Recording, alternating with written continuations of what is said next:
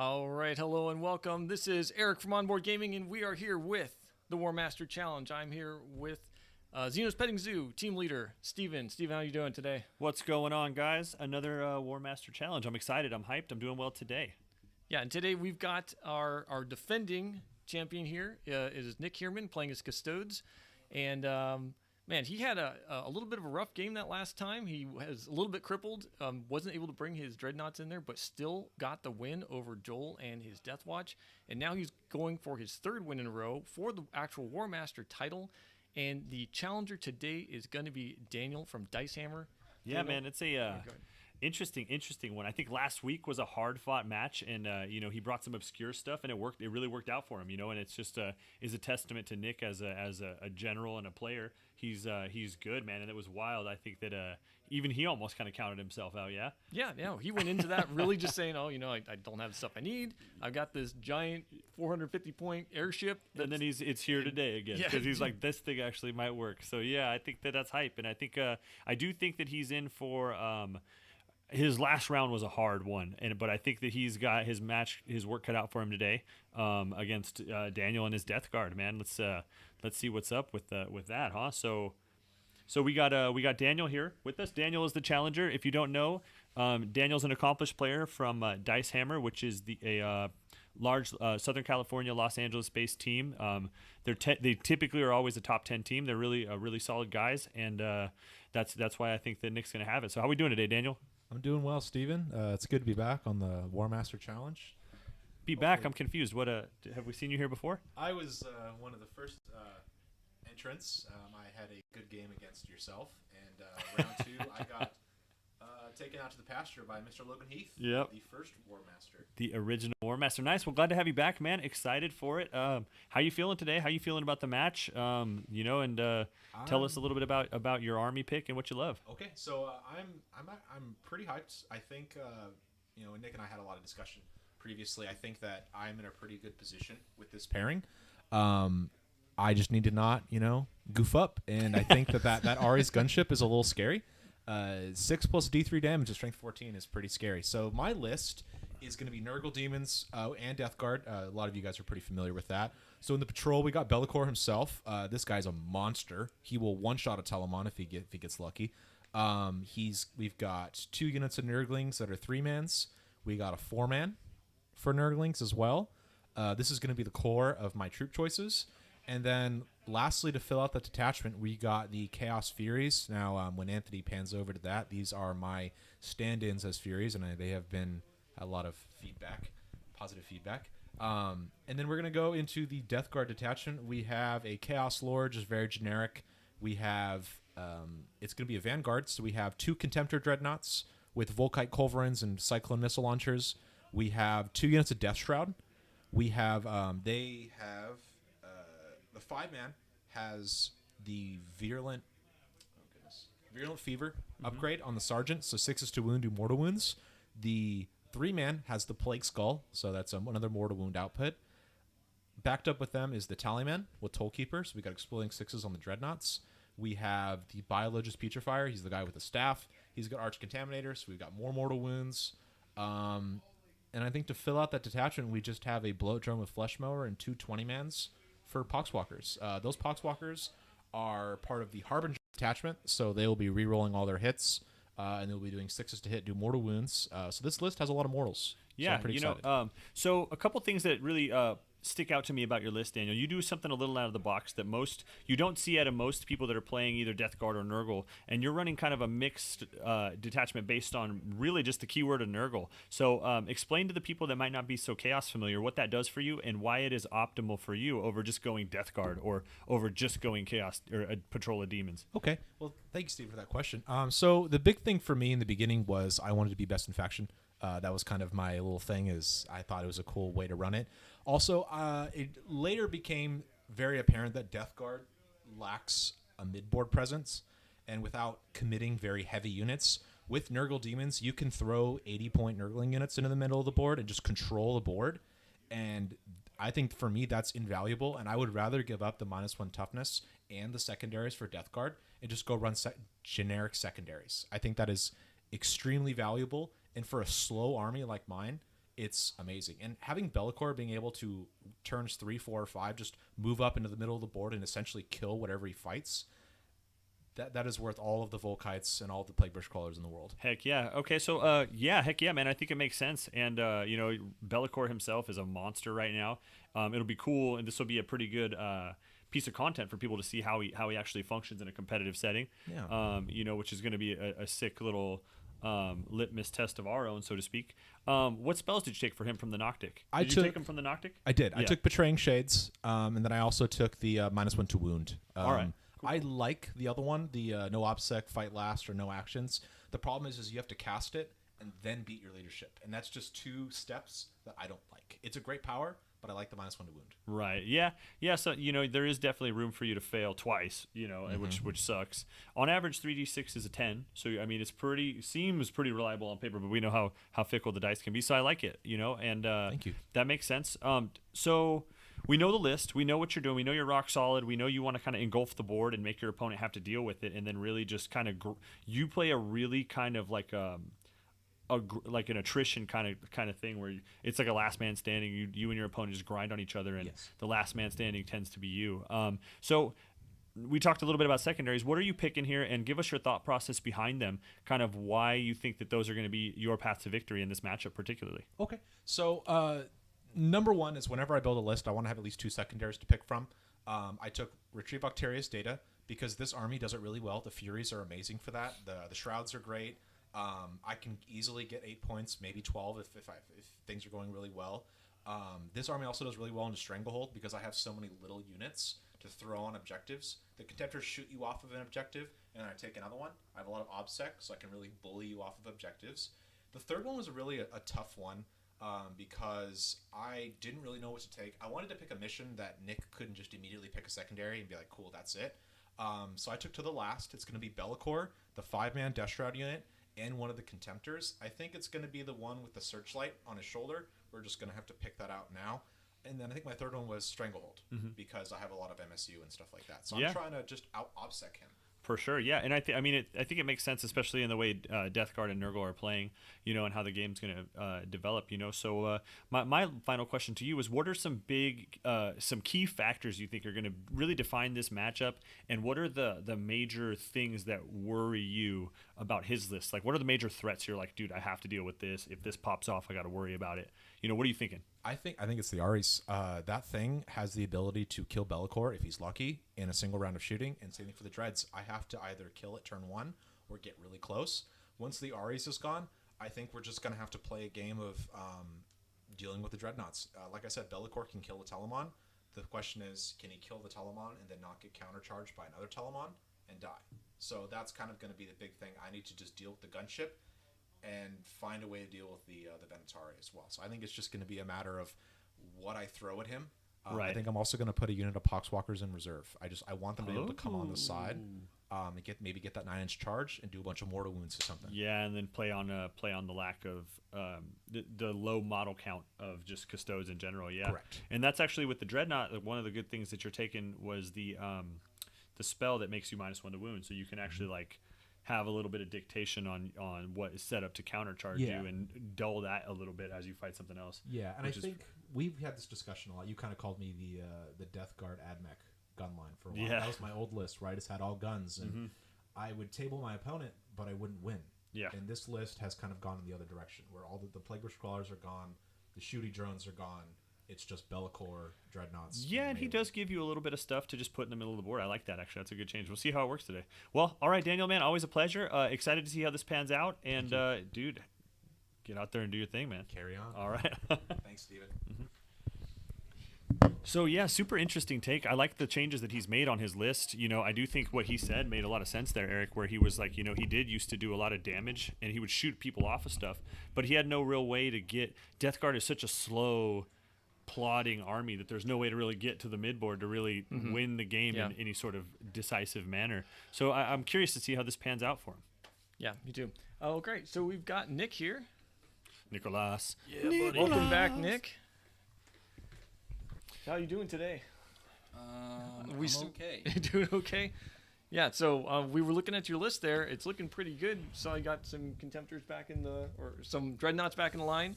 God. Thank God, yes.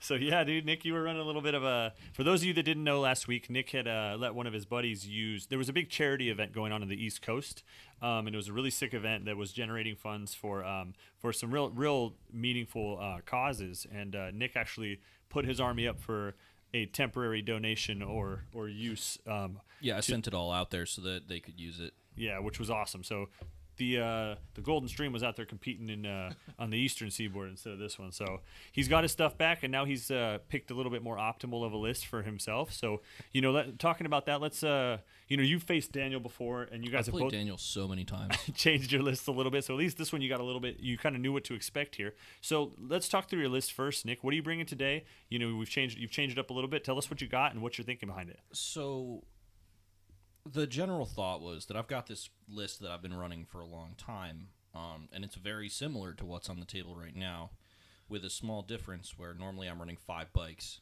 and now instead of 5 bikes, I have the Ares gunship. And I always want to use my games against Daniel to iterate on my current competitive list, because every game I've ever had against him has been an excellent game. But now there's Be'lakor, and I was sort of expecting something more traditional Nurgle from Daniel, and I'm very blindsided by this Be'lakor, and we're just going to have to see how I can handle it. Yeah, I think that it's going to be a definite wild card. It's going to be a fun thing to watch for sure. It's going to be like you guys are both going to be playing cat and mouse with each other's, valuable targets there. So the other things in the list are a shield captain. He's super naked. It's actually the only concession to WYSIWYG on the list today. The captain has a spear, not an axe. Other than that, I have my troop choice as a unit of 5 Sagittarium. They've been standby for me for a long time. They're just super versatile. They're assault heavy bolters. It's great. Fast attack, I have a single unit of 5 Venatari. They are just something that is efficient into a lot of targets in the game right now at strength 6, AP 2, damage 2. And they're even pretty efficient, or they're about as efficient as anything really into Death Shrouds. Yeah. I have a battle buddy team of 2 Galatis Dreadnoughts and their bigger brothers, 2 Telamon Dreadnoughts, to kind of just move up and bully the field. And then there's the Ares gunship. Yeah, so I love it. Yeah, so I mean, you're running the Rock'em Sock'em robots and friends. Yeah. So I like it. Let's talk about a couple things. I mean, Nick, dude, you've kind of coined yourself. You're running Custodes Dreadnoughts, and that's kind of been your thing. For a while to great success. Most of the staples of your common lists are here, but the Ares. Let's talk about the Ares, man. Like, what made you decide? What were you like, man, into this Death Guard matchup? I feel like this is the call. So the thought process behind the Ares had nothing to do with the Death Guard matchup. It was just a chance to try something into a competitive player who plays competitive lists, and it didn't perform at all last game. It did nothing, but I was thinking about it, and I was looking forward, and the bikes have been underperforming for a long time, and they never kill the dreads that I want them to kill, so I was like, well, 5 bikes are 450 points. Ares gunship's 450 points. Let's just try the hot swap, and we'll see how it goes. Yeah, I mean, let's be honest, though. I mean, it looks like it kind of is a problem because, Daniel's normal lists are much more shooty than this. He's running PBCs, so they have the entropy cannons, which are essentially meltas. You've got, both the contemptors with the mortals. There's a lot of stuff to deal with it. But now he's taken a lot of that stuff away in favor of some melee, and you've added a highly mobile, ridiculous gunship.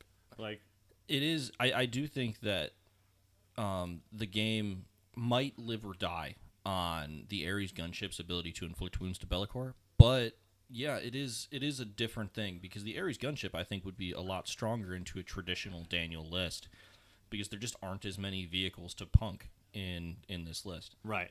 Yeah, for sure. I guess those super sweet targets for that ridiculous and it's such a vehicle-heavy meta that I feel like it could be a decent all-comers choice with enough iteration on a list to support it. Right. Yeah, it's so funny to hear that, too, because, I mean, for the longest time, vehicles were just so regarded as bad in the tournament scene in the meta that, like, it's shifting to where dreadnoughts are awesome and stuff like that now. So I like it, Nick. So the list seems solid. It makes sense. I like that. So let's talk about your secondary choices and what you're kind of thinking behind those. What's the game plan you're kind of thinking? We know it's Daniel picked Scorched Earth, right? Or Surround and Destroy. That's what it is. Which one? Yes, Scorched Earth. Is the mission. Scorched Earth. The six objectives. So what's your thought process? You're taking Raise the Banners, you're taking Stranglehold, you're taking To the Last. So let's see let's talk about the secondaries. So To the Last was a terrible choice into my last game against Daniel, where he blanked me on it at the bottom of 5. But that was with this big gunline list, and I figured the Ares with its huge number of wounds and with Shadow Keepers, something I didn't have last time we played for the -1 strength, that it would be a lot harder for him to completely ruin my day on To the Last this time. So I decided to try it again just to see if it's effective with the Ares. Stranglehold is simply because I do not have the tools to score engage, but I do have the ability to shoot someone off an objective, especially if it's Nurglings or Furies. Yeah, for sure. A unit of 20 Poxwalkers even is not beyond the realm of possibility for a unit of Venatari to just blab. And my last one was Banners, and I just think Banners might just end up being a reliable 10 points, because I don't think there's a world where I get to keep a banner up in the midboard for 2 turns. Right, but I think it just might be a reliable 10-point. Yeah, and I mean, choice. There's nothing wrong with that, dude. Anything reliable double digits is, if it's the word reliable is the key word there. Absolutely. But I think that's a huge pick. I think that's a good pick. And then if you do score some bonus stuff, or you're in a better shape at the end than you thought you were, you can rack up those extra points. Or if I just deal a lot of damage to a single flank of the table, then that banner being up for 2 more turns, it takes it to 12 points. This is probably one of It's going to be a close game. This mission is one of the most.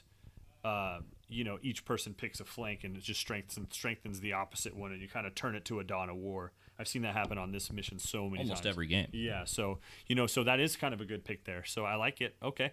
Real quick here, we did get a question from chat. What is the Ares profile? Is there anything good or special about it? So the Ares is a T8 body with 24 wounds and a 5-up invuln. It's not special as far as Custodes go. It has a main gun, which is D3 shots, blast, strength 14, AP 4, D3 plus 6 damage.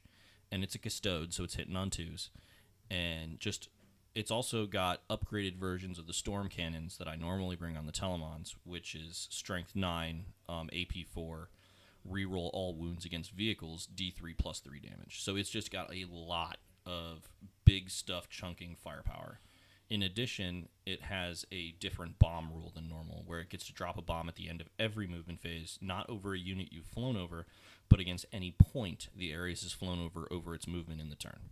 Which is 6. Yes, D3 plus 6. Yeah, so that's awesome. It's just a ton of firepower. It can dish some mortals out. It's just super legit in that sense. So, it's going to be one of those things where it is one of usually the downside that I see in a lot of Custodes stuff is Custodes players, because of the low head count, tend to not really like stuff that has a lower than a 4-up invuln. And that tends to be like the issue with the Caladius or issues with anything kind of like that. So in this case, that would be the downfall for that. But also you make up for it with the T8 and the large wound count and the ability to really just neutralize things that can fire at it and damage it anyways. And having the availability of the Shadow Keeper's Grim Responsibility strat will go a long way to keeping it alive through crack missiles. And that stratagem is just very titled super cool. Grim Responsibility sounds sick. Okay, so yeah, I mean, we get it. The list makes sense. I like it, Nick. I like the secondary choices. It seems like your Custodian battle plan, and it seems like the normal game plan that you tend to lean to. Let's talk about your opponent real quick through your eyes. What are you kind of thinking right now are going to be your keys to success in this match, and what are you kind of thinking is going to be your major things that you really have to watch out for from Daniel's list? The main things that I need to be cognizant of in the game is the positioning of Be'lakor and what he's allowed to charge. He cannot be allowed to charge 2 targets. If he charges something, he has to be left swinging in the wind afterwards. If that means I have to feed him a Telemon and make it a really juicy 5-point to the last target and then let it die so that it's open to being charged by a Telemon and a Gladys and being shot by the Ares, then that's what I need to do. Yeah. It's really just going to be about pushing and pulling Be'lakor around the table and finding an opening to deal enough damage. Daniel, I am convinced Daniel is a better player than I am, and he's got a super cool list. That's a controversial statement. And he's got a super cool list, and I'm really excited to see how Be'lakor plays into my 16 model army. Yeah, your 16s. So we'll see. Well, Nick, excited to see you work, man. Sending good vibes your way, bro. Let's get this to your Kenny 3-0, right, dude. The Iron Man. Yeah. I mean, I made it here, so let's go. try. All right. Good luck out there, Nick. We look forward to seeing you. Yeah. Good luck. Ladies and gentlemen, this is going to be a battle. This is going to be. I'm excited about this one. Me too. This is going to be cool. I think that, dude, that Ares can. It depends on what happens, but Eric, I'm thinking if that Ares can catch a bead on those dreadnoughts and drop the dreadnoughts that Daniel has early, Daniel is going to be in a really, really bad spot. He's almost going to have no real answer for any of Nick's stuff, I think. Yeah, no, I think that's going to be seriously hurting them or hurting him. The Ares, oddly enough, is going to be one of the key components of this on Nick's side, just because last time he tried to bait Joel into putting all the firepower into it. Joel did not fall for that. The Ares just kind of ran amok the entire game. But now that he's got to the last, that's now worth points. Right, yeah. And I think that it's going to be an interesting thing because I also think that Daniel is more capable than Joel was of dropping that Ares because it is only a 5-up. So, dude, he really can dump that thing down or at least cripple it meaningfully real fast. So he does have to be aware of that. And we're going to see a probably much more reserved game out of that Ares. The other thing is the big counter piece in Daniel's army of Bellicor. I think that the amount of how much that Daniel can impose Bellicor on Nick is going to be a big deal because Bellicor will just neutralize dreadnoughts. Mm-hmm. And Nick can't afford to just lose dreadnoughts. You know, like that just is a big deal. So let's see what happens, man. It's going to be like a big, you know, they're just going to be trying to neutralize the major thing from one another. And ultimately that's going to set up board control or the ability to maintain board control. It's going to be real interesting. Yeah.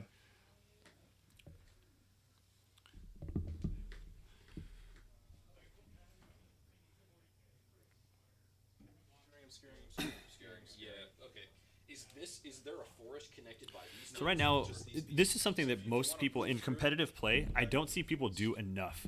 They're having a discussion right now over the tables and what's on it, how it's being interpreted, what keywords they have, and all of that stuff. And I find that in competitive play, most people tend to just not pay enough attention to that particular thing a lot. No, and absolutely, you need to do that. You need to have that conversation with your opponent, unless you have very strictly regulated or labeled terrain on what keywords it has. You have to do that. You don't want to get caught 3 turns in, lining up some strategy, and then having an argument with your opponent on, is this dense, is this defense line, is this whatever else. Right, so, yeah. And it's the big thing is like when you're that dictates so much of your deployment. That dictates so much of like how you interact with the table you're playing on. So it's a big deal. It's a big key thing. And sending out to all my people out there that are competing or trying to up their game at all, spend a lot of time, kind of going over it and establishing what things are. And if there's a gap in terrain pieces, it's like, hey, are we treating this as the whole piece or are they 2 separate pieces and whatnot?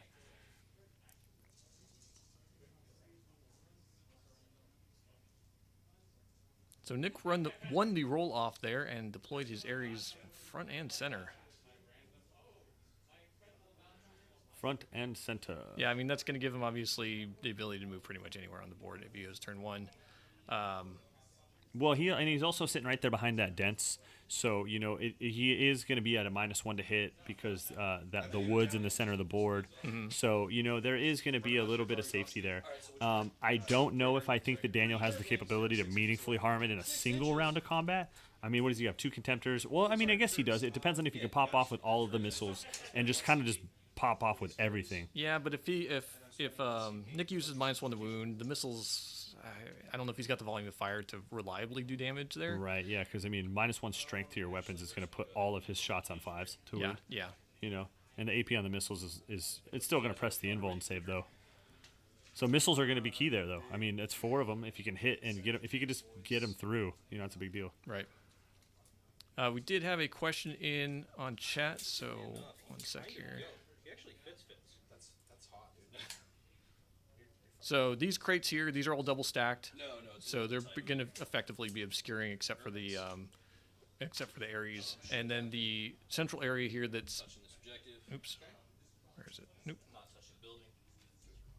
Yep, because we're not. The central area here is all dense terrain. We do have the 2 kind of trees that are marking off the edges. You can't really see through anything else in this big blob, so yeah, the center is going to be all dense terrain. Yeah, and those containers, I mean, everything is going to be reflective of essentially what it looks like. If it looks like a container, it's going to have the keywords in the chapter approved for a container. And that's going to be that's going to be kind of what it is. So it dictates what's going to get your light cover and how. Well, can you Cloudfly's Bellacore? No, he's not Death Guard.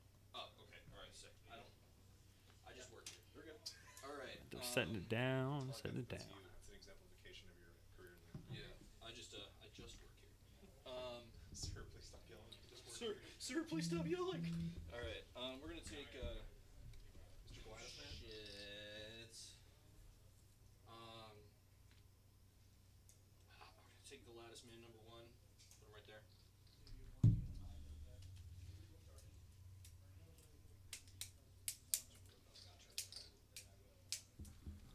So we see Daniel kind of taking up some of the midboard with some of that obscuring terrain out there. He's using his Nurglings and deploying them so they can just walk on and kind of touch the objectives if they need to.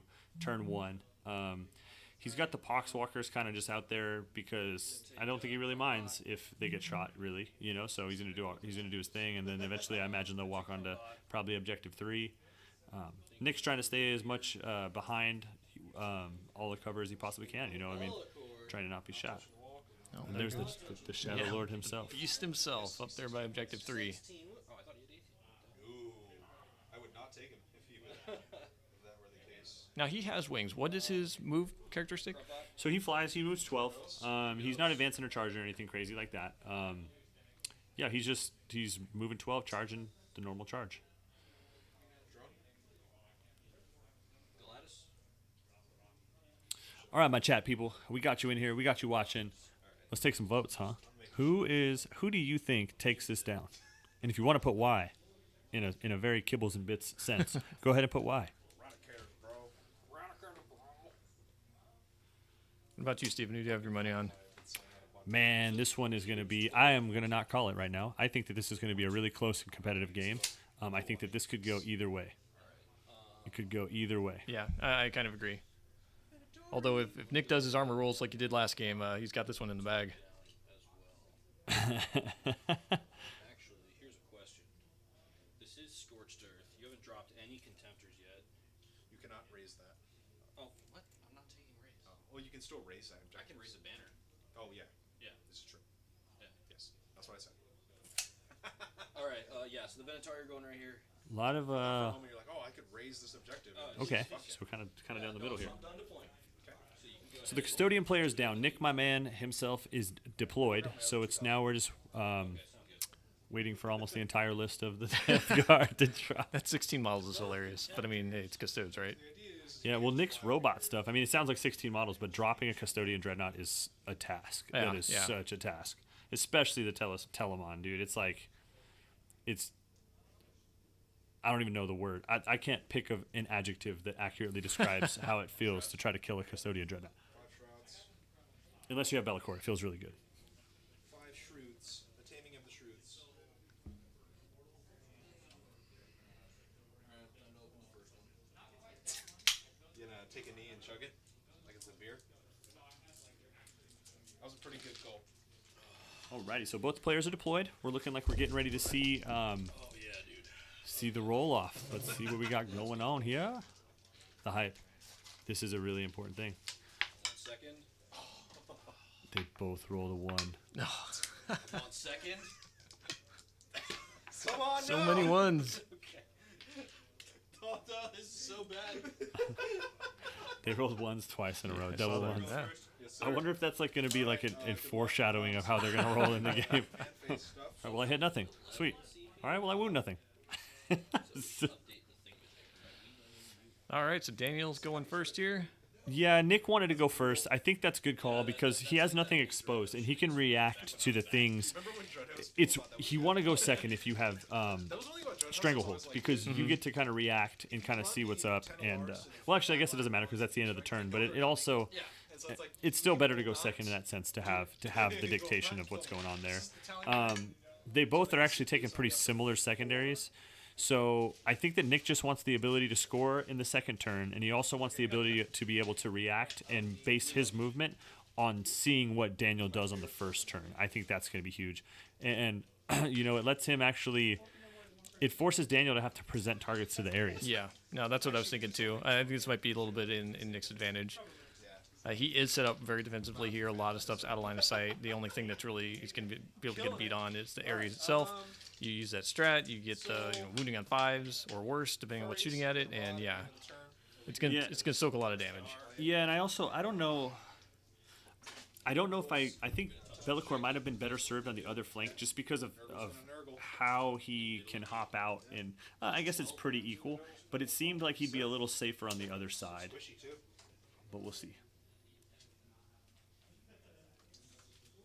So Daniel's moving around. He's obviously snagged objective 5 with the Nurglings. They're in a real safe spot. It's going to be real hard to do anything about him. I guess what he's probably trying to do is not only is he going to try to ensure stranglehold, which he will, he's also going to try to force some fire at them from the Ares. The Nurglings over on 5? Nurglings on 5. I think the drone is going to just... So, I'm trying to look, see if we've got line of sight here. It's going to be hard for him because he's not really going to have anything that can have line of sight. And the Telemon only has 8-inch movement as well as the Galatuses. The Galatuses don't really have many guns, and the Sagittarium are all the way on the other side of the table. Yeah. So what he's trying to do effectively, I think, is bait some fire out of the gunship in order to have to clear that for his stranglehold, and not fire at things that matter like the Contemptors and things like that. Getting good's hard. I think Bellicor is going to stay in park probably for a little while until there's a little more developed. Right. We're going to see how much damage we can do to Bellicor. It's going to be interesting. I'm going to shoot my own ball. The Ares gunship? Yeah, so we're just going to go ahead and touch that objective. There's no reason for them to come out. Daniel's being smart here. He's not trying to take over too much of the table. He's just holding the ones that he's got in his zone safely and efficiently with the minimum amount. Contemptors as well, or no? No, the Contemptors don't need to be able to move to see you because you're a flyer. Oh, God. Oh, no. Okay, so we'll start with the Contemptor with the not +1 to hit. So he'll go into you. All right, yeah. So All right, so it's like we said. One CP for, Yeah, straight in the shooting phase. and there's no rerolls, right? I reroll once. So Nick is using the Shadowkeeper's Grim Responsibility to lower the strength of those. It makes no difference on the Volkites. Strength 6 going to strength 5 is still wounding those on 5s. So that is a 5 up. That counts. Makes a little bit of difference on the missiles. Punished. It does make a difference on the missiles. It drops them down 1 grade, which is 16% efficiency. So these are all of the Contemptors firing into the Ares gunship.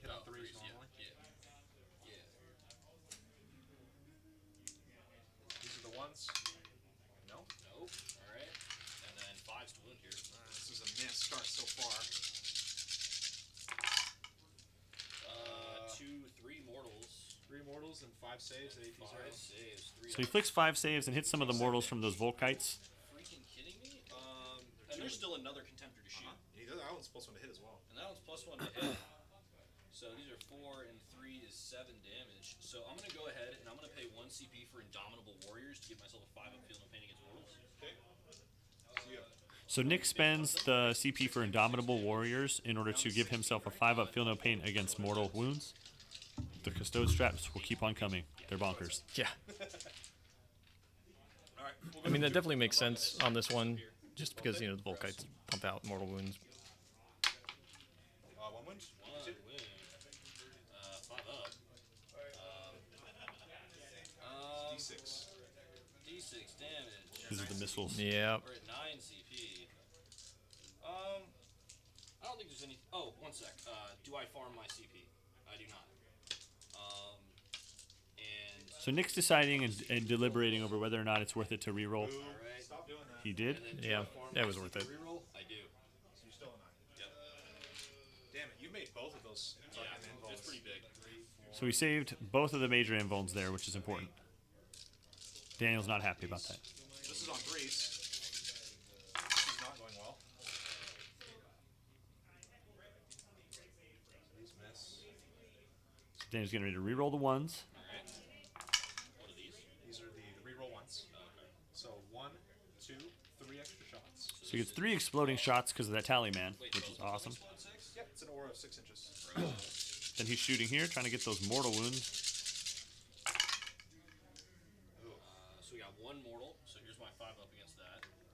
We fail it. Then you have 4 saves. And this is 4 3 ups. We take 1 mortal. we take 3 damage total. It's actually kind of underwhelming. So Daniel, a little disappointed. He wasn't able to deal as much damage as he kind of wanted to from those contemptors into the 5 damage to you. into the gunship. Kind of what you would expect, I think. You know, Volkites aren't going to do a ton.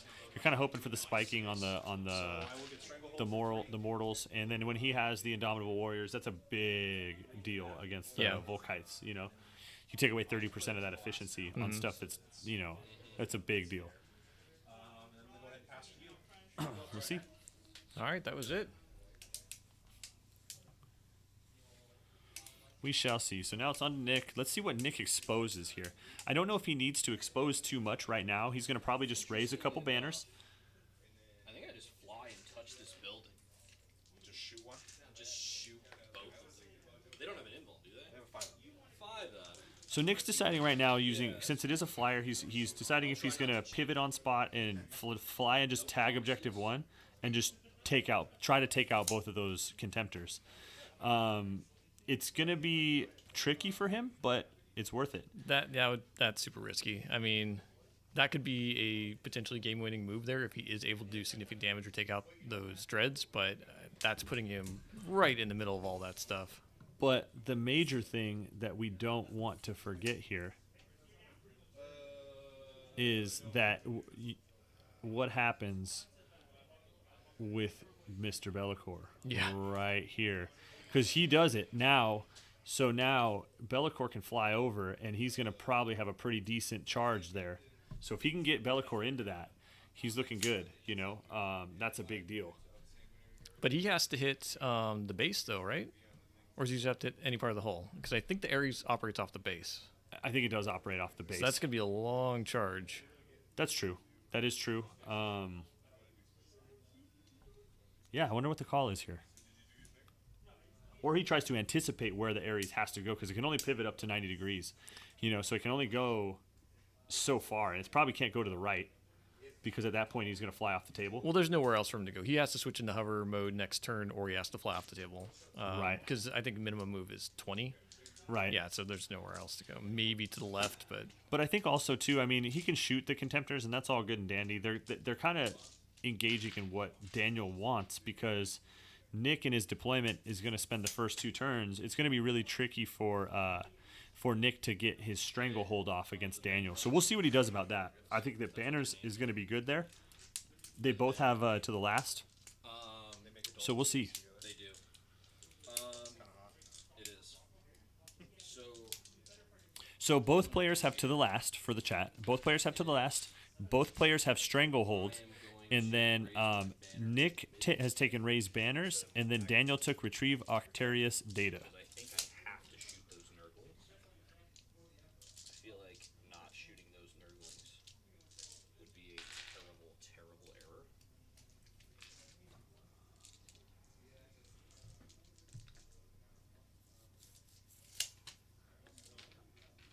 Yeah, the Venatari can actually definitely fly up, and they're going to pop up onto 4. And then as long as he can do something about any of those objectives, probably objective 3, or he clears the Nurglings over there on objective, the one that everything's crowded around. If he can kill the Nurglings down there and hold that, and then he'll get his stranglehold. So. Okay. Is your man, dude? You guys weird about the what was to the last? Are you already at 18? We just put him as 15. We put him at 15 and we'll kill it down as we go.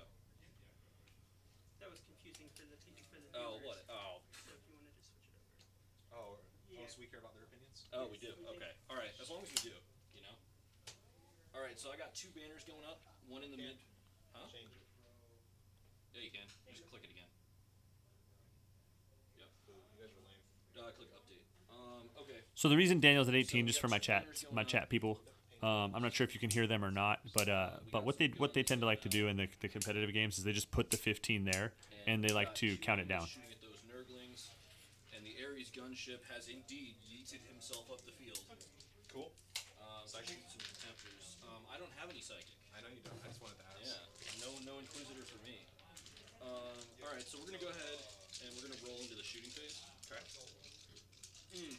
Shooting phase begins with. So begin a custodian shooting phase. Let's see. The Ares. If the Ares spikes here, it's going to be real good for Nick. And I think I like the aggressive play, and I was completely wrong. He totally does do what he did against Joel, and he's going to just throw it up there and say, deal with this. Yep. so. The big giant gun, is going into the back one, and the two regular giant guns going into the front one. Okay. So here's 2 shots from the Arachnids. For the chat, there's a difference with the fly from the fly keyword and a flyer And strength as in 9, so aircraft. 3's reloading all because you're a vehicle. Oh no. Okay. And then this is AP4. What's the damage? D3 plus 3. Yeah, so he is splitting his shots into the 2 dreads there. So you're gonna do. This is already a bad start. I was telling you, this is the part where like, okay, so Ares gunship might just punk some shit. yeah, no, And it's probably gonna both these contenders. So you're doing minimum 8 damage to Yeah. me, which would become. So it's actually gonna be 2 plus D3. So you would have to roll hot on both of them to be able to kill them. yes. So Daniel's deliberating on what he should do with his CP if he needs to react to the fact that 2 of these wounds got through. Yeah, you do. All right, so this is D3 plus 3 damage into the first one, or 4 damage. So 3 damage total. Great. All right, here's D3 shots from the Arachnus Magna Blaze. So we get 1 Dreadnought takes he CP rerolled, and he actually got a successful reroll for one of the invulnerable saves. So he ended up taking 4 damage into the Dreadnought. 2 wounds at AP a fuckload. 2 more saves from the Contemptor. 1, so you can't kill him. D3 plus 6 damage. So 7 minus 1 is 6. 6 damage. 3. Yeah, not rolling really well on the damage there, but doing a little bit. The next thing that's going to happen is the Telemon. That's kind of cool because they both fluffed a little bit Yeah. for Ito. It sucks when one guy fluffs and the other guy's just hot. You're just like, oh man. 24 actually do. You talking about trying to shoot the furries? No, the Nurgles. Oh, yeah, absolutely. I have 24 to the Furies as well, though. I do. Okay. So we're gonna go ahead and fire both guns into Furries. So we've got the Can the Furies get back up? we've got Contemptor, not the Contemptor. We've got I believe the Telemon over here on the right hand side. Okay, no, we're shooting Furies. All right, so here is. We're gonna go. He's coming over here Twos. Okay. And twos. and use this yellow line. So you guys can see that we got firing pretty much along that line. Is kind of what we're looking at for the 3 damage. for the shots that we're putting out here to the Furies. So some Furies are gonna go down. Dead. Who's the second guy? Dead. All right, here's 5 shots from the rock spots. On 2s. Strength 5, tough. 3. 3s. 3 more at AP1. Singles. Single damage, right? Yep. Okay. I was no pain. We clear him. One Oh, left. no, 1 left. So 1 Fury left. All right, so interestingly enough, I do have a single Sagittarian who can see that guy. Okay. So I think. And did that's- Nick, All right, did so he drop his 4 bomb Sagittarian off of that thing? into these Nick Nurgles, might have 1 forgot his bomb. Let's see if he did. So here's the Fury. We're going like this. So right here, guys, we got. He's trying to clear this last Fury Oh from. my god, I rolled double 1. Oh no. What does Oh it no. matter? Jeez. And Nick missed on double ones. 2. So real It quick, is scientifically proven that if you have a unit go down to 1 model, that model becomes invincible for the rest of the round. Yeah. All right, so these are the rest of them into the Nurglings over Fionderway. Missing a bunch. This is where? Into those Nurglings down there. From that Telemon? From right here. Okay. And then 3. Do you know range? I do. 36. Okay. Just the big stuff. These are heavy bolters. Yep. 36. Oh yeah. Okay. So these hit and these wound. Those are all my wounds? Yep. How many? 1, 2, 3, 4, 5, 6, 7, 8, 9. 4, 5, 6, 7, 8, 9. So the bomb has range of 6 inches over any. It's within. He can put it at any point in which he flew over, and it does stuff within a 6-inch radius. So he should have had range on some stuff. I think he might have just overlooked it. He was really excited about shooting. Sometimes that Yeah. happens. This Telemon's just gonna fire some stuff downfield at those Nurglings. Okay. At -1 because of terrain, so 3s Alrighty, so we got Telemon. and 2s.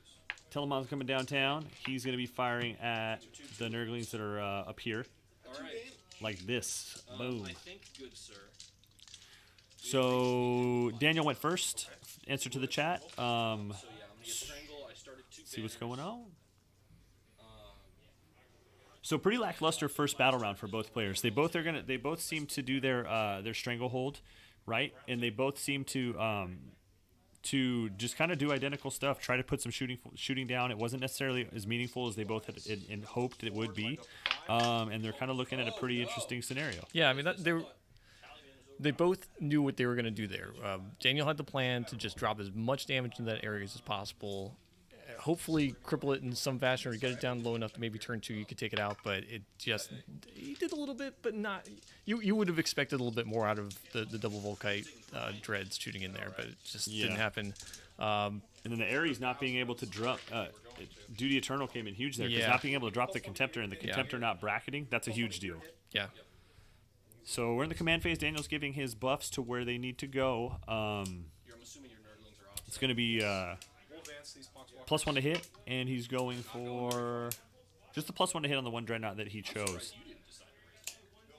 I thought about banners. Responding to chat, I think that splitting the Ares fire also hurt Nick a little bit. He split fire. He crossed streams. Yeah, he crossed the streams. He was really hoping that those high damage shots, the high quality shots that we're going to get through, he's going to be able to potentially kill both, and really it just barely dinged either one of them. But now I'm curious what happens if with this. I'm curious to see where Be'lakor goes. I'm curious to see what happens with how much damage the Ares takes this turn. Because they were both in a pretty interesting scenario where Daniel kind of had a gambit to really have to put some hurt on the Ares. It didn't happen. The Ares moved up and was in a very good position to really. He could have probably dropped at least one Contemptor, yeah? Yeah. But I think the split fire there kind of was an all or nothing kind of thing, and it didn't really work out optimally. And now here we are with both of them left. So now it's like flipping it back to your opponent, like, let's do some meaningful damage here. So let's see what happens. If that Ares goes down, that's an interesting game now. If it doesn't go down, that's also very interesting. Yeah. But just looking at it right now, I don't know. I mean, unless Daniel gets some really good rolls and Nick just fails a bunch of armor saves here, I think that Ares is going to take quite a bit of punishment, especially with the -1 strength strat. Right, and I think what we're going to see too is Nick's gonna need to, and it probably makes sense to go ahead and put a lot of CP into the survival of that thing. Yeah, no, I agree. He's probably going to do the Indomitable Warriors and the Shadowkeeper strat and all that stuff to just make it to where, Yeah, he absolutely has to use the 5 of Feel No Pain against the Mortals, because really the Volkites dropping in there are, I don't want to say they're the most reliable form of damage, but they're pretty reliable compared to everything else he's got. Right, and then the good thing about the Mortals is all the toughness and sweet stuff that defensive profiles that all these things have just do not matter. So yeah. So being able to have an answer to that or mitigate that is a big deal. So I'm not super familiar with Be'lakor. Does he have the ability to just fly over there and start dropping Psyker powers over there, put some more mortal wounds on the Ares and try and drop it? Yeah, he could do that. I think that would be a kind of a poor use of him, because now you kind of know that there's only a 180-degree radius in front of that Ares where it can go. So if he kind of comes out now, he can kind of start putting some movement, like what he's measuring, and actually start having some control over the midboard, because that model right there is a straight up anti-dreadnought. So I think what he's going to do is do that, and I think he's going to put a lot of stake in the fact that he thinks he can bracket down that Ares pretty hard. Because the more that brackets, keep in mind with the minus stuff that Be'lakor implies, it's going to be so much harder to kill it with every bracket you drop down, which is going to be a big deal. Was actually like shitting on this, like the fires. No, that's great. I love it. But I like it because it's red, purple. They're taking a moment, a brief pause, and to admire one another's paint jobs. It is unfortunate that I'm going to have to shoot Furies with Sagittarian. That always sucks, because no banner's been raised here yet. Big sad. We'll advance the shrouds. So we got some Death Shroud advancing. So it looks like Daniel's coming out of hiding right now. He's seen a little bit more of the establishment and evolution of the board state, and he's ready to kind of make some commitments based on that. So it looks like the melee threats and stuff, and the stuff that really contests the board, is coming out. He's got shrouds moving forward. Be'lakor's out and exposed. He knows that he doesn't have to worry about too much stuff that's going to press high volume into Be'lakor. I think it's a pretty safe bet, depending on what happens to the Ares. I think that if you're staring at just the one Telemon on that side being the only thing that can really shoot at him, that's super safe. The volume's not high enough to really do a ton of damage to Be'lakor. Against Be'lakor? Oh, yeah. Yeah, he'll be all right. Well, I mean, he's got the 2 dreads there, so maybe. Oh, he's got no, because I don't think the Galatis have any long range firepower. Oh. I think they just have a flamer, and then they might have like a bolter option, but that's just not going to do. That's going to wound Be'lakor on 6s. So we're not looking super good there. Well, you're an aircraft, so you have a minimum movement, right? Yeah. So it doesn't matter. I mean, I can hover though, but Yeah, but because you have a minimum movement characteristic. I you can just fly out of keep combat. Yeah, you just keep flying. You don't count as falling back. weird. It's Jink. So I never use flyers, in case you can't tell. This is game number 3 with this piece of shit. Well aware. All right. So the thing is the Ares basically has to die this turn, or else he's just gonna fuck out of it. And that's gonna be a big problem. It's just a matter of, do I want more Shrouds to come in and just kind of try and keep saturating the board? Yeah, Daniel's right now just sort of talking through his strategy there, and he really is just articulating that he needs to dump as much firepower into the areas as needed to destroy it. It has to get off this board this turn. Do this. You can. Less than Yep.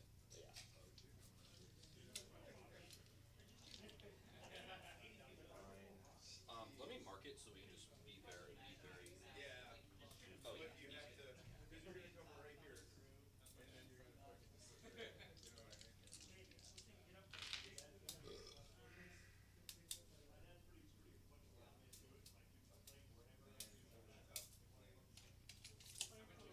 we're gonna do is we're gonna have the end of movement phase. These Shrouds will come down and just once again protect Bellicor.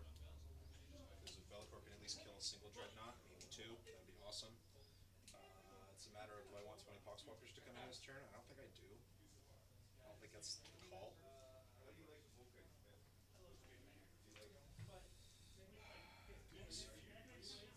These Nurgles.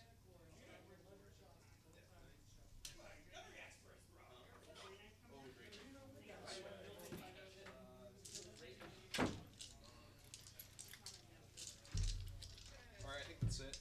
So they're rotting there, so that's gonna give me 4 for that.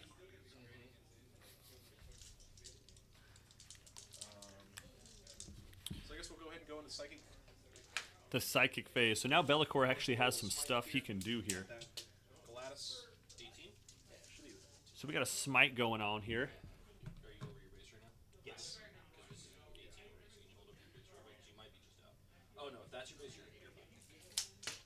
So Smith. It does not go off. No smite. No smite. No smite. It's not worth the smite.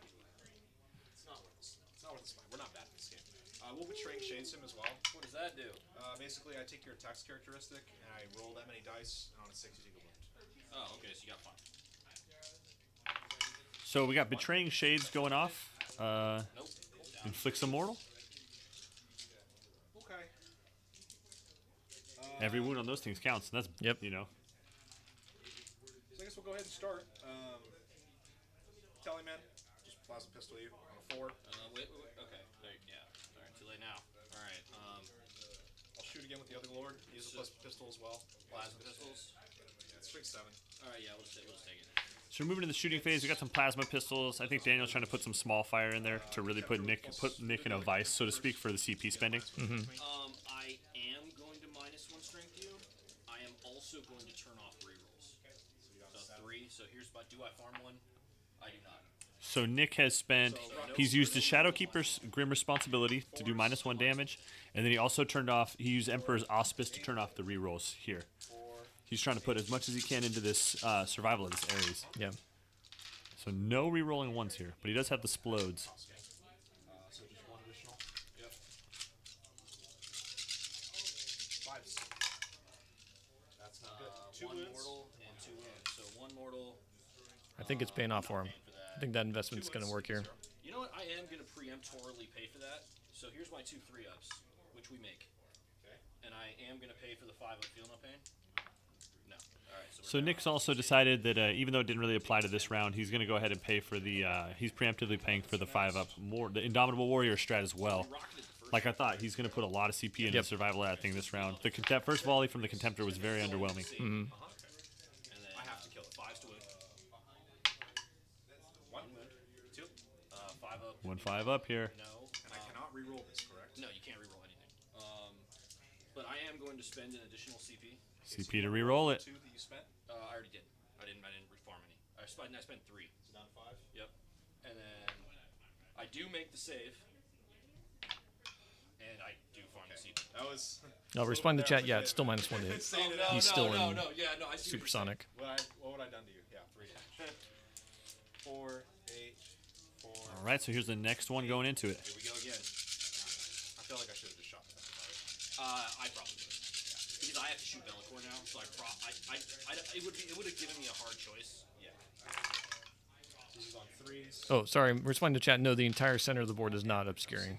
And we've got dents there from the forest. Extreme lucky. I used all my luck on Anthony. I rolled like 8 6s. Did you already play a game today? Yeah, I played Oh against my him. god. You're a madman. Oh no. 5s, 2 saves, 3 Ooh, ups. my goodness. We take one of them. 2 damage. I think the OBG box doesn't like foreign dice. It rejects any dice that are not its own. I get 1. I think I bracket at -1, but I'll double check for you. You bracket on -1.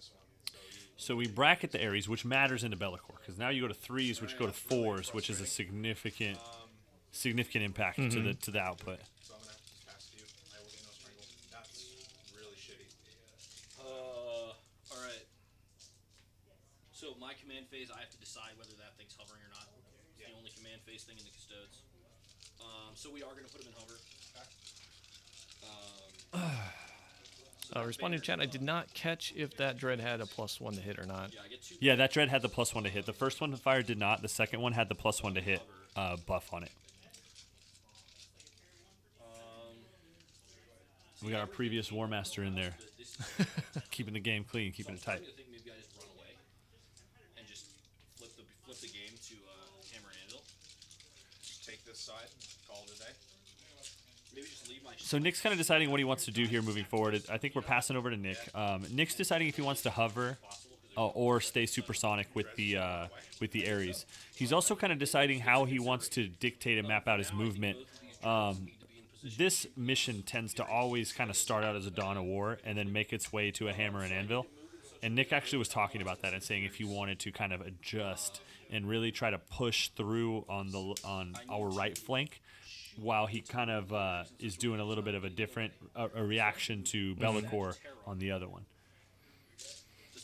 I don't know. I think there might be some value in actually having it stay supersonic and fly off the board. You're taking a value target that is worth points, removing it, and then it comes back next turn, and you put it wherever you want. Yeah, I think it doesn't make sense to really be, I think, the problem is, This thing moves 12. like chat's saying, you do drop, you kill the Contemptors this turn. It happens. You don't split fire. You do one small gun or something and kill the... But he's -1. I mean, he's hitting on 4s now, so... Hitting on 4s against Bellicor. He's not -1 to that's hit right. against the... Because Custodians have obscene ballistic skill. Oh, So I'm so pretty sure putting it's probably him a down to 2-up threes. goes to a 3-up. Yeah. But if you fire into Bellicor, you sustain the -1. It's still, yeah, 4. So, but if he drops the Contemptors, now that Ares is just unchecked. So I think that's a decision to be made. Does he have anything else that can threaten the Dreadnoughts? It's just those Benatari, right? And he's got 1 Dread on that side? Yeah, he's got a Telemon. But I don't think because the Contemptors have been firing at the flyer, which can never benefit from obscuring, he doesn't have to actually be within line of sight of anything. Come back this way to raise a banner. So the For the chat, so when you're supersonic, you're -1 to hit, but you can only pivot 90 degrees at one point in your movement, and then move in a straight line, and you also have a minimum move characteristic. If you choose to hover, then what you do is you don't benefit from the -1 to hit from enemy fire, but now you just have a movement of like 20 inches instead of minimum 20, max 50. It does not change the output of the plane itself, but what it does change is your defensibility, and it also makes it to where You can be charged. you can be charged at that point. You can be charged by non-flying models when you're in hover. Right. Pretty sure that's right. I don't know, man. I don't use flyers very often. I actually If I don't- recall correctly. Sometimes I get my 8th edition rules mixed up. matters more to me than shooting shrouds that I don't intend to interact with for the rest of the game. So what I'm gonna do is I'm just gonna touch everyone to this wall. Okay. So that I don't know. I still think you should fly it off the board. Keep it safe for a turn. That's going to force Daniel to move everything around if he wants to do anything with those dreads. I think if he, I think he just needs to blast the. If you take both of those dreads Focus out, fire. now He tried it last time and didn't really work. So pick him up, and he's gonna face directly along the board edge. Okay, so he's hovering. Like that. And He likes Yep. to hover, Eric. He said, Okay. Eric, I hear what you're saying, but no way. He said, I'm gonna dunk. well, Nick is a better player than I am, so I will trust his judgment. So Unless it doesn't work, and then I'll say I told him so. I'll berate I was him right. I was for his right. insolence. 12 wounds. So he's half. Yes. Okay. So these guys, they all. For the chat, that's if Nick remembers to bomb. Actually, that's an interesting question. If he leaves the field, can he still use his bomb? It depends on how it reads. We have to read that because it's like in the. I'm going to be honest with you guys. Guilty as charged. I definitely do not read over the custodian section of the Imperial Armor Index of the You Forge don't? World stuff. Well, what are you doing with In your order time, to Steven? read that one specific excerpt. So we're in the process of running like little children. So let's see. Okay. I think we have conducted my movement phase. Okay. Man, so if this goes right for Nick, he clears all of the Nurglings and he clears both of the Contemptors. Dude. These guys have to raise a banner. All right, they're raising a banner. Okay. So Nick is finding one of the interesting pains, and this is a list that one of the competitive lists that I'm currently running has a problem with this. Is he took banners, but what people forget is that banners is going to occupy a whole unit for a whole turn, and when you only have 16 heads in your whole army, Everything's valuable. it has to be impacting the game state, you know. So, We are going to start. man, it's rough. It's rough. Chat, I agree with you guys. I think that Eric, you know what I think we need to do? I think we need to pull in a Warmaster scribe. I agree. Let's get, you know, and he'll be just the man who's in charge of all of the. He's like Joe Rogan's Jamie, you know. Hey, pull that up. If anyone would like to apply for the Warmaster Scribe job position, just contact me. We'll give you free monster. And all the water you can drink. That's right. Whoa, not all. Come on, not made of money, Steven. Big ass gun, D3. Oh, so did we see that first Contemptor went away? We got him. So this is going to be the major impact here. So those Contemptors are kind of a fulcrum of Daniel's army. You know, they have to be there. So this is on 3s now. Let's see what happens. So hitting on 3s, 2s, moving on 2s, 3 5s. 3 5-ups. He's dead. Oh. Alright. So now, here's an interesting thing that Daniel has a lot less ability to deal with the Ares now. 2s. Yeah, no, for sure. It doesn't have ranged anything. He did not bomb it to death. He shot it to death. Times 2. 2 wounds, AP3. 2 damage each. Did he drop the bomb? I think he forgot to bomb again, huh? Yeah, I didn't see the bomb go off. Damage first one. So I get 2 dead. Alright, next up is going to be nothing, because nothing else can shoot them. Luckily, when I moved, I left 4 bodies on the objective, so you can't just like take it from me cheekily. They don't have offset. Oh, They're fast attack. weird. They definitely look like they should have object. Yeah. Alright, can you measure the charge from the Venatari to your characters? It's like a 7 or an 8? 7. 7. It'd be 7 8 or an 8. above. Yeah. So Nick's deciding right now if he wants to make a charge with the Venatari into the characters. In that case, we're going to start by firing everything from this Telemon into your Nurgling. I think the play here is what he's trying to do is he wants to clear all of the Nurglings between everything on that flank in order to make the charge back there to relative safety and trail back and kill those characters. 3 hits. 3 wounds. AP a bunch, 2 damage each. Here. Yeah. 2. Alright. 3 damage each, 2 you said? damage, 2 damage each. So this one's dead. And this one takes 2 wounds. Alright, here's the rocket pods. On 2s. Yeah, in hindsight here, I think for Daniel, to his detriment, he instead of moving Bellicor up to challenge the opposite flank and kind of move away from the Ares, I think it would have benefited him probably a little more to just go all in over that direction, and at least, you know, like in this position now, kind of use like Bellicor. What he was trying to do with the Ares is just force, like shoot at Bellicor. You know, like right. now that you're bracketed one time, you know. Alright, so we're going to go ahead and fire the Venatari. We're not going to pay for any strats here. 1, 2, 3, 4, 5 boys. He did roll for the explosions. They both did not explode. This is on 2s. We miss like half. Yeah, we miss half on 2s. That's great. 2s to win. 2s to win. That's 5 wounds at AP2, 2 damage each. Front row. This is bad. No. Oh, 4. So 2 damage each. So I feel 4, so Yeah, 2. so 2 bases. Okay. This is not going well at all. No. Alright, So damage is heavy there. So he's clearing a bunch of Nurglings, both the Contemptors. I think it's all your shooting. Yeah, I think it is all my shooting. All right, so we're gonna go ahead and move into the charge phase. Okay. Sanitari? Yeah, so Venatari are going into the squad of 2 Nurglings. Yeah, I'd say that was a very successful shooting phase for Nick. Really made up for round 1's sort of anemic damage output. This puts him on a much better footing, I think, for the rest of the game.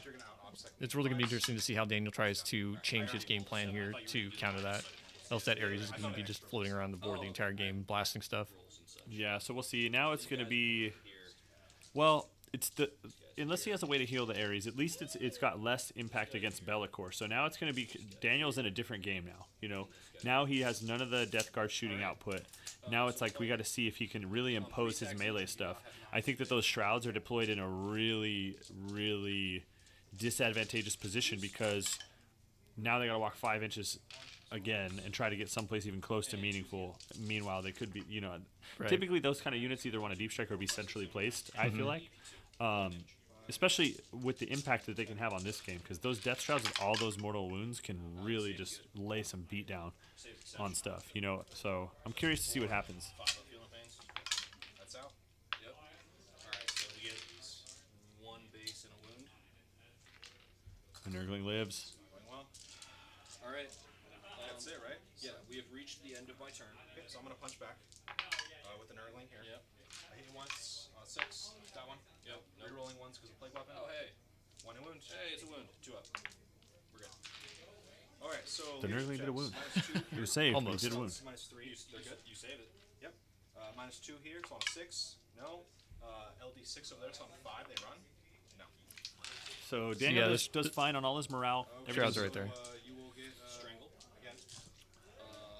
Somehow, there's a chance where I... Oh, the small unit of shrouds is up actually a little more aggressively placed. My goal was to the last was to, like, put a Uh, team on in charge range. Yeah, if I see correctly here, we've got a unit of shrouds there, and then Yeah, the 3 and then the big one. big Yeah. one here. Yeah. Yeah, he's got all of his stuff kind of put into that one area now. So Nick is kind of about to effectively pin him in there, which means it's You get 10? Oh, hold 1, hold 2. it's going to be tricky. Yeah. So Ryuchi. He has no one to give +1 to hit to. So Nice. What? so with the shrouds there, utilizing Bellicor's movement, he might need to fly Bellicor over towards the objective with the Venatari on it, and really just kind of be like, "Hey, dude, like you're on a timer to deal with this," you know. Don't you feel that's a little bit dangerous? If he moves Bellicor, oops, let me flip that around. If he moves Bellicor this way, I mean, you're putting him right in the middle of a lot of stuff. You've Right, got but the I Dredge mean- here that can shoot at him. You got the Ares that can get him. You got the Venatari as well. So the Venatari can do some damage, but their weapons are lower than Strength 7, so they're wounding him on 6s. You're pretty safe there. The volume's high, and if Nick's spending more CP, it's cool. Are they Tanglefoot immune nowadays? The tank is hitting on 4s with a much lower volume, or the gunship is hitting on 4s with a much lower volume, wounding on, I believe, 4s, and then he's on a 4-up save. So it's like that, even, like you're throwing, Assault D3 on that big gun. It's like, okay. Yeah. And then the other stuff is wounding on 5s. You know, it's like, you almost want him to waste all that shooting into there, you know? That's fair. I think. And then he also has to do something about that over there, you know? So let's see what happens. I mean, also if he can get those poxwalkers in there, they'll dish some mortals there too. That single freaking Nurgling, though. I think that the priority needs to be to neutralize Nick's mobile units, because then if it's just dreadnoughts on the table and the Sagittarium, that's going to put him in a much better spot. Just rod. So what are we looking at for his mobility units? We've got the Venatari here. We've got the Ares, obviously. Is there anything else that moves That's fast it. enough to be a The threat? dreadnoughts are moving to 8, so they can move pretty decently, but he has more reactive movement to that. Yeah. So Oh, they have to move back to do it. they have to move backwards. I just so didn't think that was a thing Shrouds do. yeah. Shrouds are usually meant to do other things, but I think It's really pretty far. so. I think what we're gonna do is these shrouds are gonna have to move back.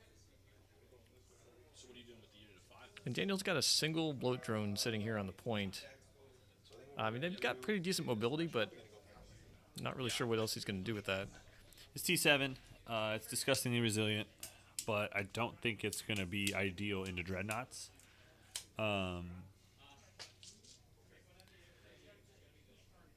Yeah. Is it any good at killing characters? You can crash it down here. He can try it, but the problem is that character is going to be just as resilient. I don't think the mower kills it, and Yeah. I mean, it's you then in essence sacrifice it. I don't think it's worth it. He's also it's the last one. And the Ares is still alive. I actually have a way of. I think I have a way of dealing with that, so I think we'll be okay.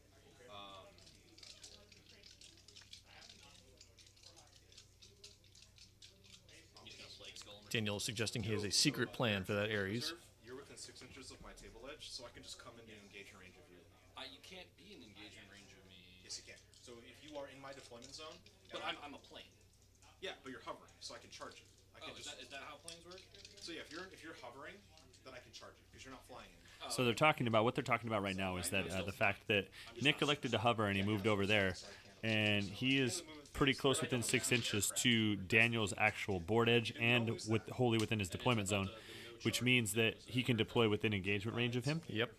So he's going to actually charge him with Poxwalkers and do the mortal strat, which is going to be awesome.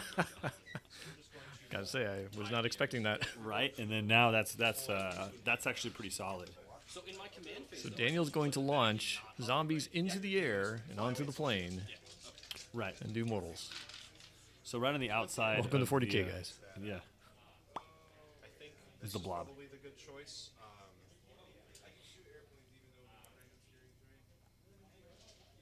I wonder if that's more advantageous than This is just tough.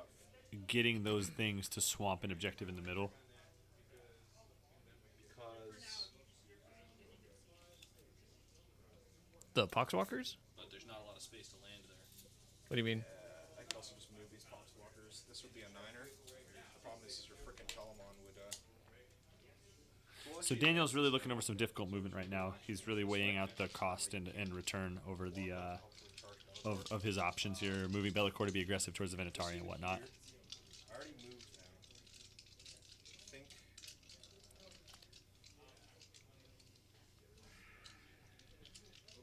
Yeah, so Logan in chat was commenting on the dreads we've got hiding back here. To my knowledge, those are the melee-centric dreads. So I think he was just waiting to see if Be'lakor was going to come down the side and then react to that. I'm just wondering if it's better to just fucking charge the Venator.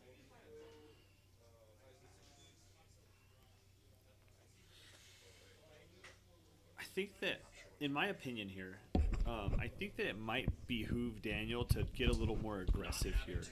Because the thing is, all of the custodian shooting is pretty effective, and it's not going to really serve him much of a purpose staying back. And if he can eliminate things, is a huge What was deal. it, 3 out of 4 5-ups for the missiles? Now it is. Streamlock. Streamlock, dog.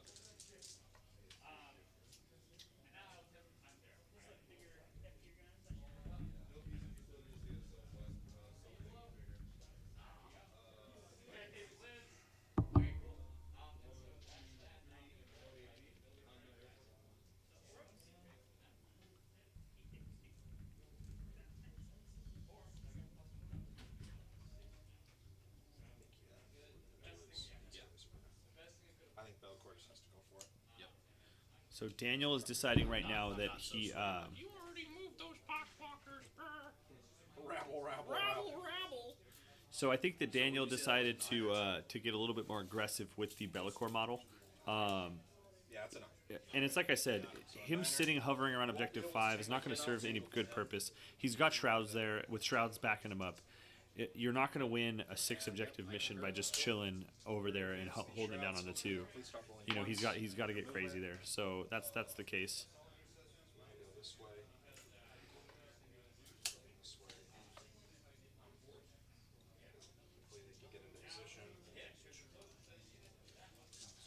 So they're gonna rot here. So that'll put me up to 8.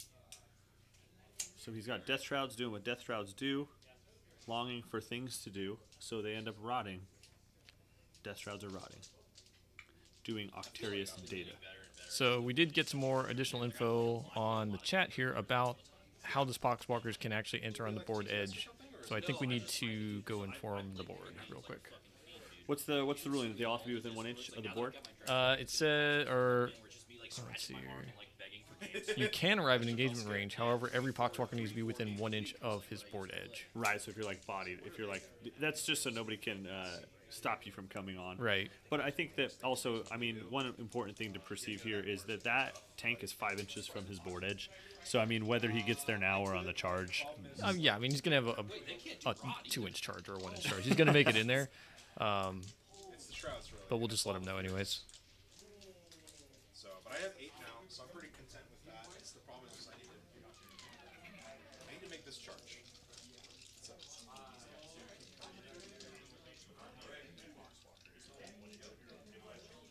it's not 1 inch, it's 6 inches.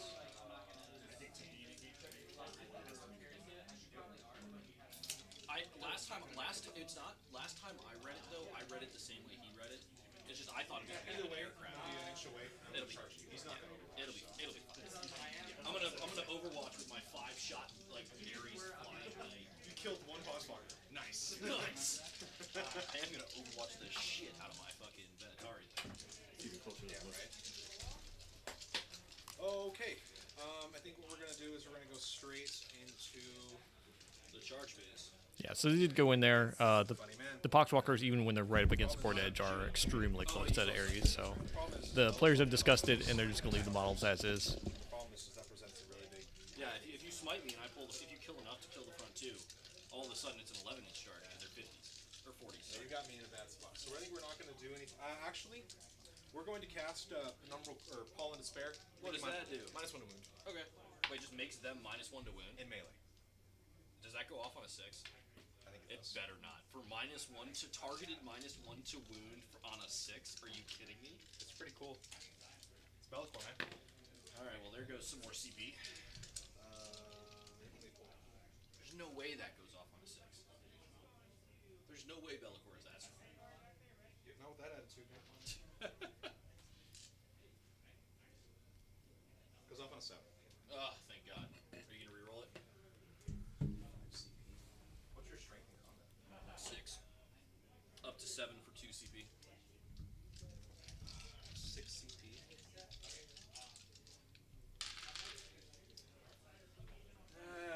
Yeah, we'll go down to 5. Why not? All right. So I'm gonna go ahead and pay 1 CP. Do I farm it? So I think Nick is going to go for it. So what we're looking at right now, Daniel CP rerolled to try. I assume he's trying to get a All right. And so I'm gonna lower go the ahead and AP spend that 1 and lower the four up to It was the minus to wound. right minus to wound. No! Nick spends for the 4 up to 9 doesn't go off. So now what he's trying to do is mitigate their ability to hit him back at Yep. all meaningfully. -1 to wound and -1 AP, which doesn't matter for Bellicor. Really? I was like, is the Custodes answer to everything going to be a real thing? Because you know, like that feel like Steven does it sometimes too, where it's like it feels like Custodes have a strat for everything. They do. Yeah, I'm not sure exactly how many wounds that Ares has left, but it took pretty decent damage the last 2 rounds. I think 13 would probably take it out. Okay. It's just into its first bracket, which is usually just under half. So if Yeah. it has 24, it's probably floating there at 12 or 11. They are Right. -5. So they auto fail. We're going to charge the Venatari with the Chaos Lord. Wait 1 moment. You can't overwatch me. Why not? Behind this piece of terrain. Oh, you're still not touching that? Jesus. All right, go ahead. No, my Overwatch. Why? No. Alright, so we're charging Alright. here, just in case there's any. Oh, hey, debate yo, about this that. means Crump Squad gets to go fight for that objective We again. get to kill a fucking It's so good. So we've got some decent sequencing on the charges here. Daniel's able to get one of his characters from behind the ruins into those Venatari to mitigate that Overwatch.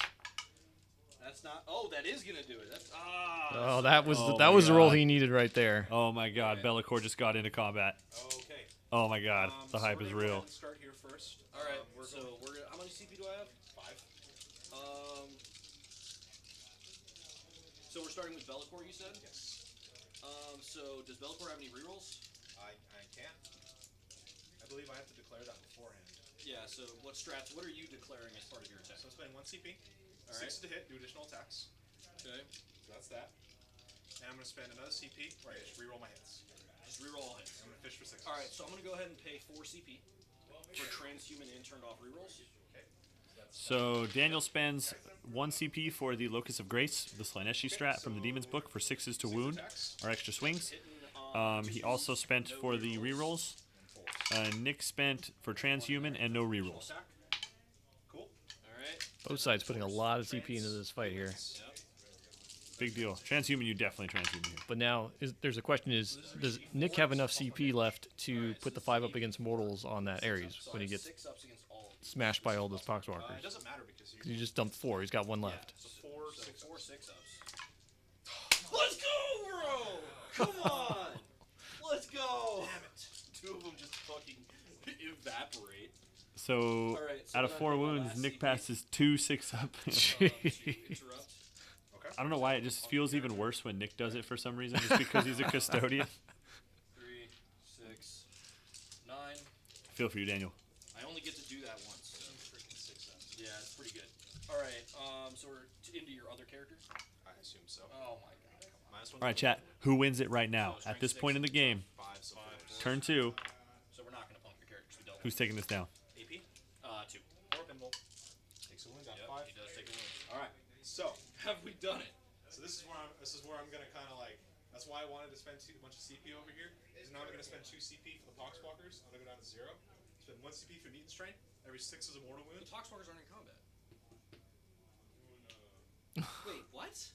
All right. So we I'm in actually combat with you now. we need to find the actual answer to this because I'm still I don't lose the aircraft keyword. So I'm gonna look into the charge phase thing and see if it's aircraft that means you can't be charged. It's I So don't right think it's- now, Nick, I don't think Nick realized that the poxwalkers can do mortals. So right now he's like he's trying to figure out and read the stratagem on hover mode, so that he can find out how ground troops can charge hovering aircraft.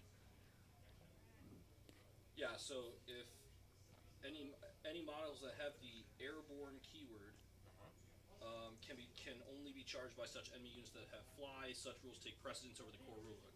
So let's see if going into hover mode removes my airborne keyword. Pretty sure it does. Once that completely moves this entire thing. Oh, come on, Battle Scribe. For fuck's sake. Alright, back to the Warhammer app. So they're looking for the airborne stuff, and the hover jet ability does remove airborne. Gotcha. It removes airborne, hard to hit, and supersonic. So it loses the airborne and hard to hit supersonic, so you're good. Okay. So we're gonna spend 2 CP. Yeah. No, we're good. So we're going down to 0.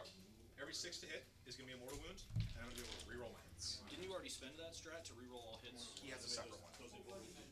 They were so gross. Stupid. So gross. Fucking stupid. So it's a different strat? Yeah. Oh, so you're about to poxwalker me to death. Got it. And you're fishing for mortals. And Yeah. So I don't. 'cause I think already fought Nick battle rounds, so thought you're- he you was got probably safe there from that. No, because they talked about it. I just, you know what's happened? It's funny because he didn't. I don't think he realized that he was gonna be taking a bunch of mortal wounds from those necrons, Yeah. or from those poxwalkers. He was like, okay, cool, and then now it's like, oh, dude, that's significant damage Right, output. So yeah. you definitely check the significance and definitely check it. You know. So let's see. I wonder though. I think at the very minimum here, Daniel's hoping to just at least get him to. If that thing's on bottom bracket, then that's, you know. I think he's got a pretty decent chance of destroying this thing. Because those are mortal wounds for me. And then, Because he's got full reroll, so he's just fishing for mortal wounds. Yeah. so we'll put these off to the side, and then these are also in addition. So those will be. So I actually still have to. So those are 6s to win. Yeah. So then 5 mortal wounds, and then 2, 4, 7, 10, 13, 16, 18, 20. Here comes 20 more attacks. 2, 3, reroll all. Is he doing 2 volleys because of how many dudes there are? Yeah. And he's just rerolling everything, even successful hits, because he Yeah, wants those heck yeah. sixes. You're not going to do anything with a regular poxwalker. Right. These are. And then, Those were there. and then 2 more of these ones are all mortals to you. Yeah. So these are mortals to me. Alright. Those are So Logan was predicting 13 mortals, 4 attacks. That's These are all Logan, gonna though. be with- which means it's correct. Sorry. Or suspicious. 1, 2, 3, 4, Oh my god. 5, 6, 7 saves. 7 3-ups. I hope this already fucking dies. 7 3-ups. We take 3 wounds. 3 wounds. Oh, Alright, no. So we have taken. 7. Wait, so we've taken 12 plus 3 is 15.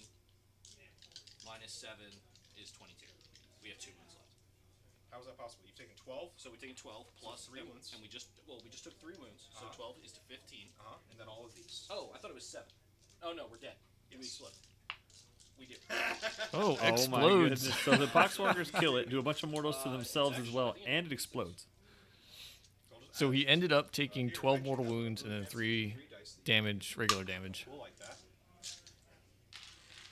So this is interesting now, because now 6 inches, D3. this game is much more interesting, because now a lot of the ability to drop Bellicor has gone away, which was the Ares. Yeah. A lot of the ability to drop any of the custodian stuff at range is gone. These are my So field fates. that's insane. This is gonna be now this is an interesting game. Mm-hmm. Fine, yeah. All right, well, that was really upsetting. 2, 3, 4, 5. And then we'll consolidate 3 inches. Right, so they're getting their consolidation move. It is garbage. Those Venatori are dead. Yep, super garbage. It's okay. I think killing the Ares is actually good, because now Bellicor is going to be really tough to deal with. Chaos Lord's going to fight. Okay, On 2s. Cool. power sword. Yep, strength 5, so your TC 5. 4s. That's out. Let's transhuman. So 2 AP3s. 2, 4 up indolence. 1 save. Damage 1. Yeah, to answer chat, the Ares was in hover mode, so it could be charged. The Poxwalkers were given strats to do mortal wounds on hit rolls of 6s, and they were given another strat to reroll all their hits. So he basically just kept rerolling and fishing for those 6s. Strangle again. Alright, I gotta play the game now, huh? So the Ares is freaking dead. Killed by Poxwalkers. Poxwalkers can deal such a gross Damn. amount. Dude, like, That was my you got to know move, about and I that. was like, Like, those things are crazy. That's tricky. Like, I didn't know that. Yeah, like, dude, when you see Poxwalkers coming, like, if you can't make them fight last or something, it's just going to be a rough day at the office, because they can just do a lot. You just saw it. Alright. This is really, really rough. So responding to chat, yes, Nick could have used the 5-up feel no pain against that, except he dumped all of his command points in the Bellicor fight. Looks like the command points are not updated on the screen yet. We just got to get the guys to push the button to do the I update. can feed you the remaining Venatari, right? There's no reason. Is the Venatori a well-withstand target, or is the Telemon? So now, So I just run the Telemon away from.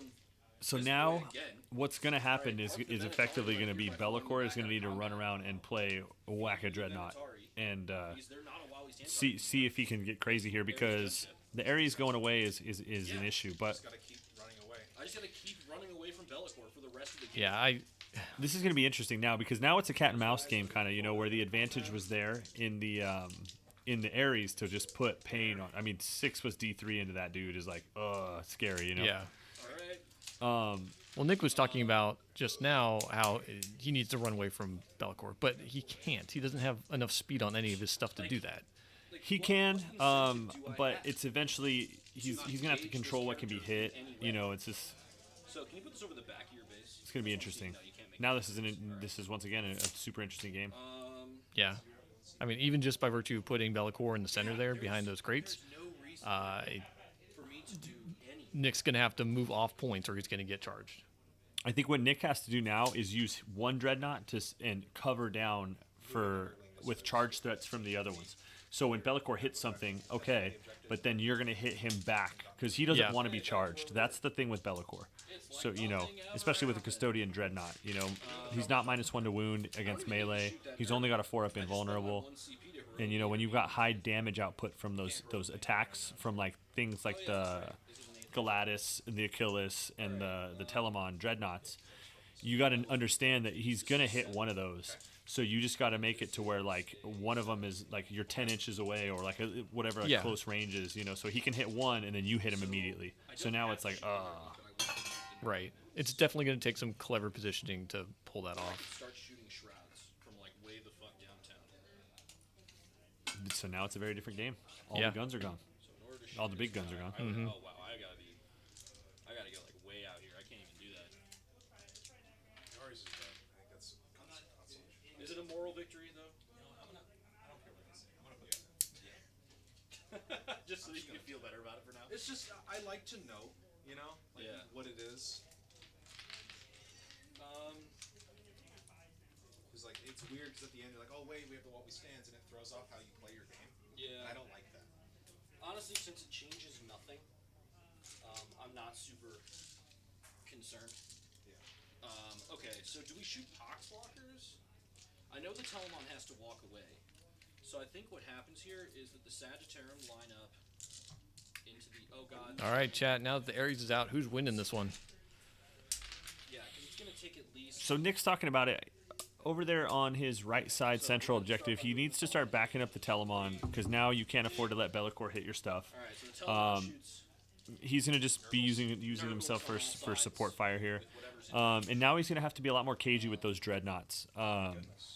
He still has plenty. And, you know, I think that in this position, the speed's pretty similar outside of Bellicor. Teams are like, people are missing, I guess. Holy cow. It's going to make this easier. Yeah, no. I need some baby seal free blades bringing non-team comp lists. Nick, I think it's also time for your next Mount Dew. It is turn 3. Yeah, you're right. It's also empty already. I'm slacking. All right. So Mount Dew give you strength. Operation Runaway is going pretty I agree with the well. chat for sure there. Although, once again, I think the thing is this, you know, it's easy to say just on paper that Bellicor can really take out a dreadnought in combat, absolutely. But I think if you do it right, if you can make sure that the other ones can hit, it's going to be really hard. He will lose Bellicor. Yeah. But then I think now the issue also becomes bodies, you know, because now there's a lot of poxwalkers with OBSEC, you know. Right. When you're playing Stranglehold, when you're playing Banners, when you're playing really board control oriented stuff, we're looking at an interesting thing. I think that body count matters here.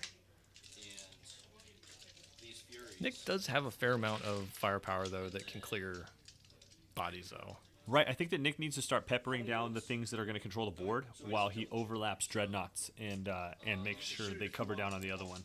You know, and then because if Bellicor goes away, then it flips back into the side. It's like, what does Daniel even have to deal with the dreadnoughts? You know. They move 5, so they don't have a realistic charge into anything. This might be true. Right now, Nick is making fun of the Death Shrouds for how low impact they are in this game. So they are. So then if you want to charge my Telemon, you can put it. Yeah, I mean, what kind of a play does he have with those shrouds? He does what Death Shrouds do. They sit there and they And not die? Death So he has Shroud. They shroud death? Captain Commander trait for Grand Strategist, so 5 up for each CP I spend. Sorry, guys, for you guys to understand, I'm a Death Shroud hater. Are you thinking about running over? Is it in the flesh ball? Yes. I did not know that. What's wrong with death shrouds, Steven? About it. We'll see. Well, Eric, how long you got? I have a lead, but it's not very commanding. The fact that you go second could be huge. I need to kill another Telemon, or else we're in bad news bears. Yeah. So everything, all the Sagittarium are going into those poxwalkers. Okay. So 1, This is just the heavy 2, bolters, right? yep, 3. So we got long range profiles going downtown into the Poxwalkers that killed the Ares. They're trying to get some vengeance here. We're rolling a bunch of 1s as is tradition. Wounding on 3s. Hitting on 2s, wounding on 3s. Yeah, he should be able to clear a fair amount of those. Right, those things are going to really... They're in a good position to hold down the midfield right there, which is going to be sick. Kill 9. 9 Poxwalkers died, so Yeah, you know if you just keep that up, you're going to win that war of attrition. Rocket pods and Elastrus into Nurgling, Flamer into... Oh, that's right. The Telemon have those rocket pods too with the frag missiles, so he can also has a lot of crowd control. 2 damage. 1 damage each. 2 dead. 1 left. Alright, next up is Elastrus. I also think deployment was a big issue with those Death Shrouds and what they're doing in this game. Their impact in this game. I feel like if you have a unit like Death Shrouds that are such a melee presence like that, especially if you have relic support in both units, they need to be in a real central position to where it's unavoidable. You know, they need to be. You need to kind of just shove them down your opponent's throat and have them there in the game ready to do something. You know. And I Also, get that, go ahead. well, I get that Daniel he deployed a little bit defensively. Didn't want to lose them to shooting round 1, but we kind of knew that all the shots were. Well, actually, no. I take that back. Sorry, I was. You kind of want to put the threat saturation out there so that he has to pick one, but then the other one is still available to do Right. its thing. Because the shooting out there was going to be, you were only picking one, you know. And if you don't shoot the contemptors, that's a mistake, you know. But if you know, so I think that might have been a little bit better. So I take 3 damage because it's -1. Although I definitely understand you don't want to use your beloved shrouds. 5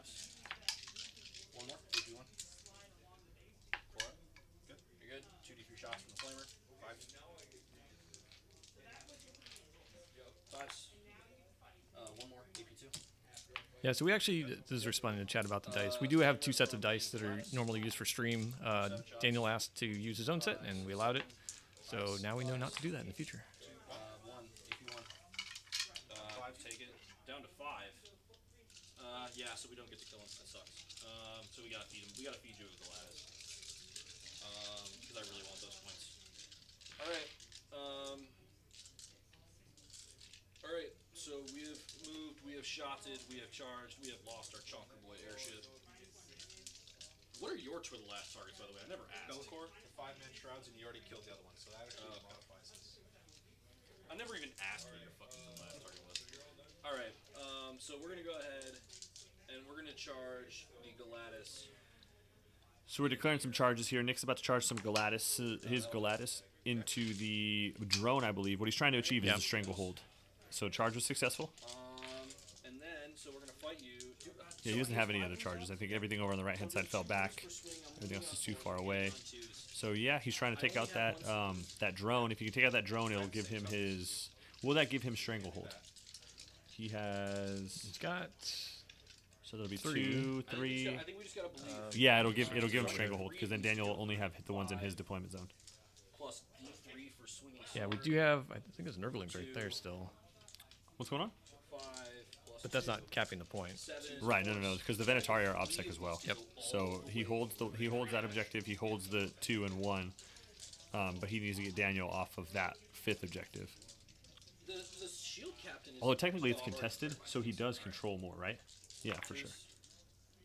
I think even with the charge being successful, it. Oh, the wound roll's good. Yeah. -3. Yeah, I don't think he needs to do anything. We got him, boys. He explode. He does. You take a wound. 6 up, Jonathan. We do not take it. This guy. So he exploded. Drone's gone. That Dreadnought's gonna die. Alright.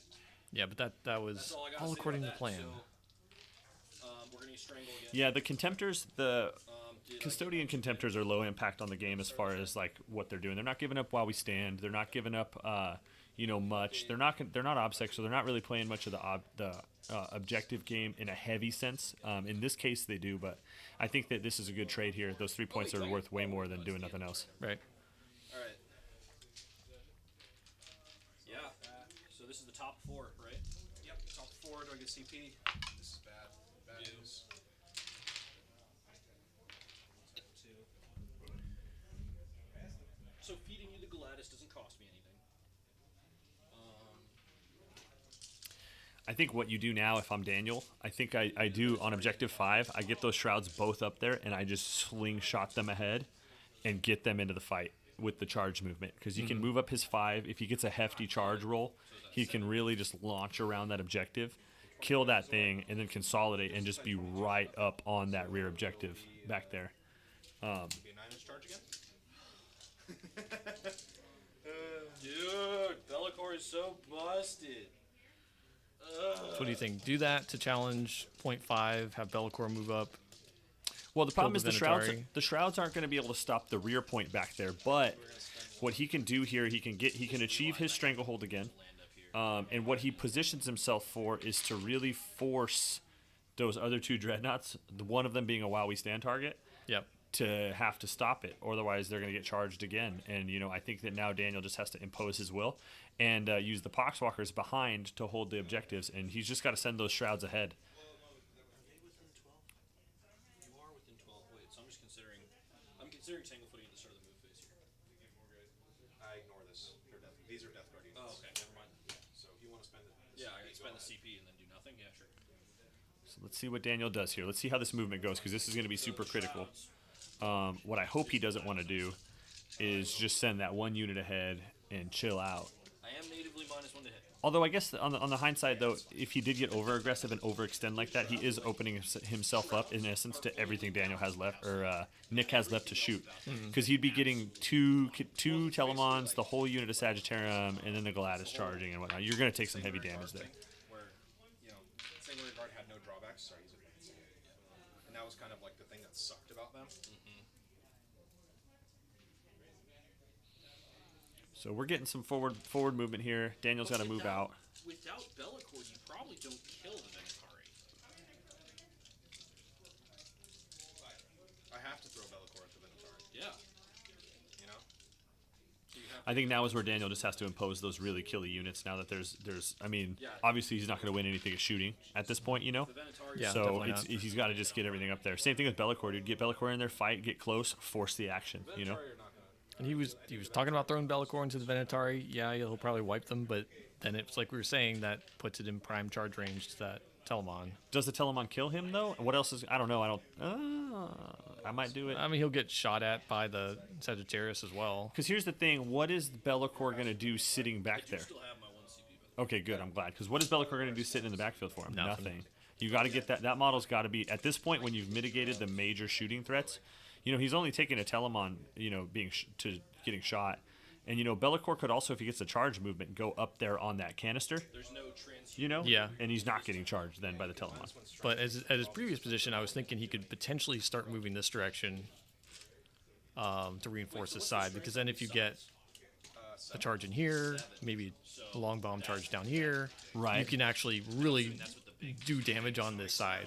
You can, but the only issue becomes then while you move that way, the Venatari are way more mobile than anything else you have, and they have OBSEC and a lot of volume out of their pistols, so they start to clean out the board behind you and take your feet out from underneath you on Yeah. the board control. That's a good point. I think you need to get that mobility gone. Once the Venatari are gone, Bellicore is the fastest thing on the table. Yeah. And he kind of becomes your queen in chess, you know, like, and that's important, you know.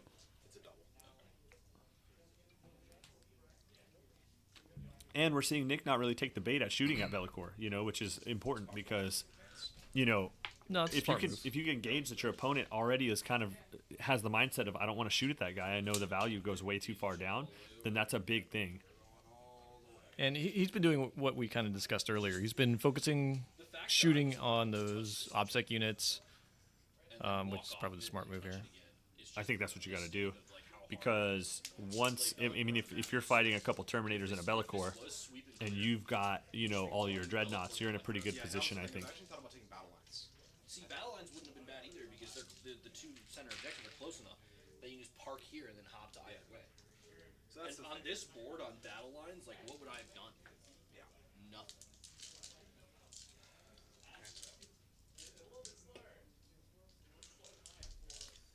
We will. Guess we'll start with Bellicore. Can you? Oh, psychic. So he'll smite. Goes off. For D3. For 3. 6 up, feel no pains. Oh god. Give me a 6. No. 1 dead Venatari. And 1 wound on another. We will cast Betraying Shades. Smite takes down one of the Venatari. Off. Characteristic is 3. So 6. Oh, it's for each attack in the unit? Yeah. Pick 6 models. Imagine like a unit of Aquilons. Oh god. Or Shrouds. Ugh. A 5-man Shroud unit, that's like 21 attacks. No mortal wounds. Okay. Big sad. So now we actually control the point. Yep. That's funny. But you can't charge me with Bellicore. Oh wait, no. You'd have to get your back of your base all the way over me. He flies. Yeah. As well. But yeah, it's possible. The Nurgling can also charge, and then I can Oh charge. yeah, I guess that's fair. Try to tangle put the balls out of that Nurgling just so he can't get out of Bellicore's way. But then there's another one. Oh, they advanced though. They can't charge. I'm sorry. I meant to throw my place. Oh, that's fine. If you don't mind. 3. So these Nurglings advanced. that one did. So all I have to do is tangle foot this one. Yeah. I have some Weird. CP. So this is the Plague Skull. What is it? Just 7d6? Yeah, every 4 particular mortal wound, there's 6 you take D3. So you're gonna take 2 And d3. plus D3, so I'm gonna get the D3 dice. So 3 wounds. So 3, 6 up, feel no pains. None of them. We are down to 5. Cool. I get the feeling this Pretty collapse. decent mortal wound output there. Yes, Sir. Yeah. On that dread. Very dead. Getting him down to 5. Okay. Either way, I control that objective. So we're gonna charge the Nurgling here. Okay, so at the start of your charge phase, I am going to tangle foot this Nurgling. Okay. It is really important that Bellicore not get an easy charge here. Yeah, Nick using the last of his CP to Tanglefoot that You're going Nurgling. 1 inch. You can't. So can you get fully out of the way? This is like a really important measurement. So let me just So you can get 1 inch. Is that enough to get Bellicore? Right there. Yeah. Bellicor just has to walk. Can he get in though? Yeah, that was a really important charge to get that Nurgling out of the way so Bellicor can get in. Sorry, I'm moving the models, but this room over here is moving the wings. It's really tight, isn't it? Yeah, you can rotate it for free. I just think it's so tight. Yeah, you got it. All right. It was a dream, right? If Edgenified rolled a 6 and he wouldn't have been able to move, Right. and then Bellicor doesn't get to go in, that would have been super hot. He's also going to give the Biologist is going to give them the Mortal Wound buff, Yeah, so you're familiar with that. yeah. Okay, you have no interrupts. No, I'm done. Oh wait, do I farm it? No. We'll go with Bellicor first. All right, Bellicor fighting first, going to his Venatari. Cool. I think 12, so 2s. Yeah. Hitting on 2s, wounding on 2s. Yeah, that I'm not gonna roll it. hits this Venatari real hard. 6? Yeah. So we'll activate with him. No, they're dead. Yeah, they should have died last time. Yeah, they should have. Well, no, on average I should have saved 1, so one. I should have killed 3. Yeah. So we'll go here now. Nick didn't even bother rolling the saves, although Minus it 1 to hit. did save him last time, so Sweep maybe he in, should have. and You're just rerolling everything for mortals because fair and balanced. Yeah, 4, 8, and then 4, 8, 10. We'll spend the 1 for +1 to hit. Okay. So let's just make him hit on 2s again. Gross.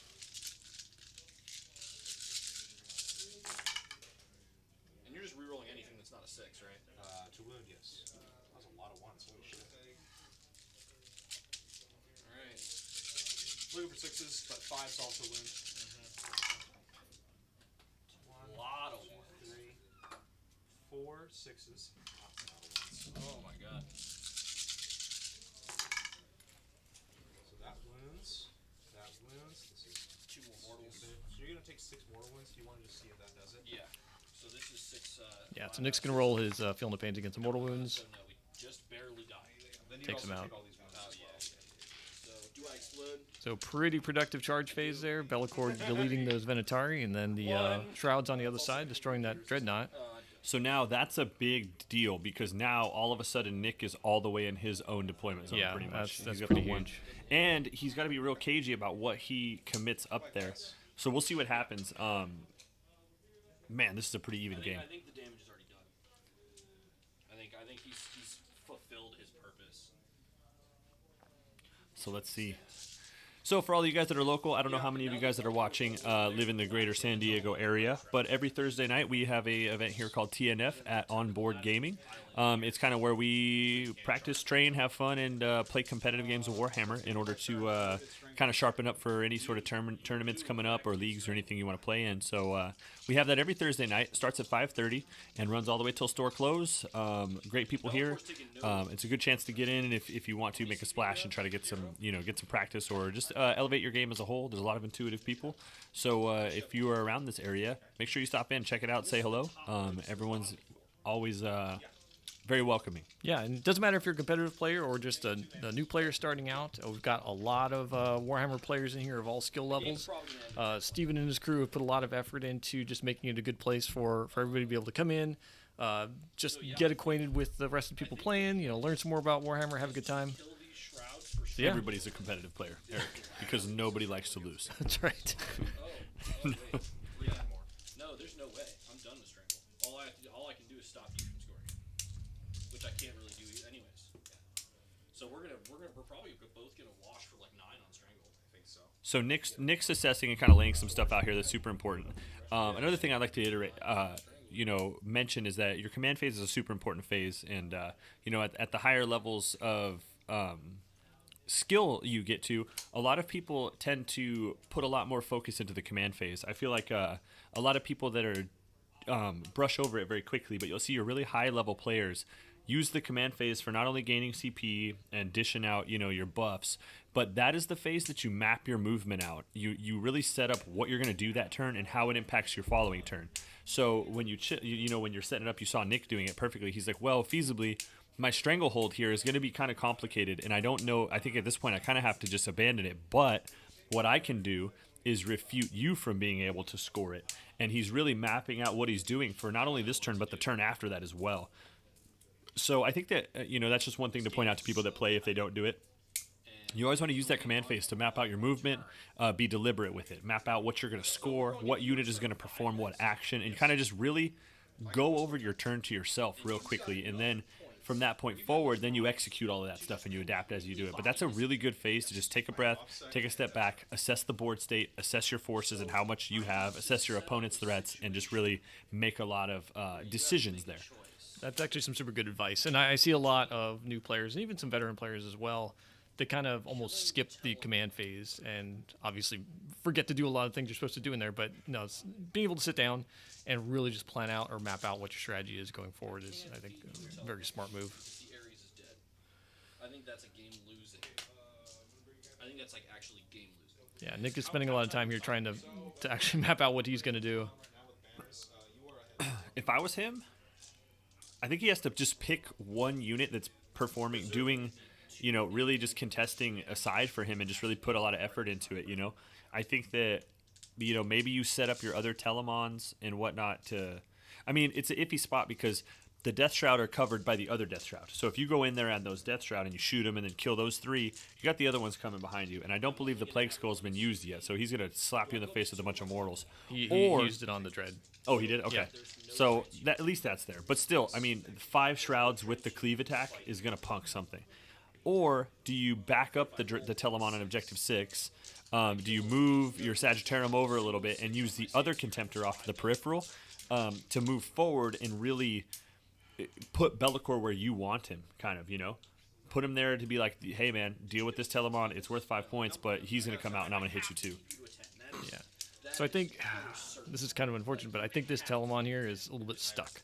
So Right. if he moves anywhere along this whole edge, he's going to get charged by Bellicor. Right. Well, otherwise, I didn't like the move to the right-hand side over there. I think it that really hems him in here. Because then if he moves anywhere down here, now his guns don't do anything.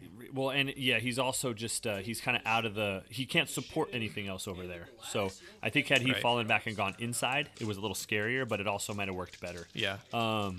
Hindsight's 20/20 always. Of course, yeah. So, but I was kind of thinking that while he was moving it, but I just didn't want to preemptively say anything negative about that move because it could have been something that was, he in his mind's eye, he was doing it on purpose. But it seems like it is kind of working out like something that's detrimental. Sorry. There's a man of 3 wounds. Okay. I'm sorry. Oh my god. I was like, there's still a 3-man fucking Nurgle unit So- too? So I think the Telemon has to go in on Bellicor right there. So some notes about Bellicor for the chat. I've been playing a list with him. I'm about to take him to the team championship tournaments up in LA this weekend. He's an amazing model, but his efficiency for all of the guys that haven't fought him yet or are getting ready to fight him, his main efficiency is really taking away your ability to shoot him down. He has several abilities. The first one's called the Shadow Form. And he's -1 to hit, and then you can't reroll hits against him, which is super solid. The second one lets him have -1 to wound against ranged attacks. So what that means is when you get in there and melee, he doesn't get the -1 to wound. And the other important thing about Bellicor, unlike a lot of other demons like a Bloodthirster or something like that, he actually doesn't have the 3-up armor save. So he doesn't have the better save and then the 4-up invulnerable. He only has the 4-up invulnerable. So Interesting. I did not know that. he only has a 6-up armor save. So if in melee is where you want to really get at him. Because that Telemon's going to roll in there and throw his 6 attacks, 5 or 6 attacks. He'll be -1 to hit, but it's a Telemon. So he's going to roll in there, hit on 2s, hit them all, and then he's not -1 to wound, so he's strength Dreadnought Fist against Bellicor. So wounding on Right. 3s, and then now you just put 4 to 6 wounds on a 4-up, and they're Dreadnought damage. It's like D3 plus 3 or D6 damage or flat 4 or whatever it is. Yeah. So you bracket Bellicor down. For like an hour and a half. Oh, so we're not even. We've got mad time. We got an hour left if we were playing on Oh my competitive. god.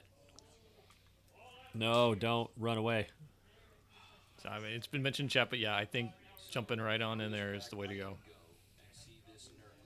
There's 2 Nurglings on the base or on the point there still.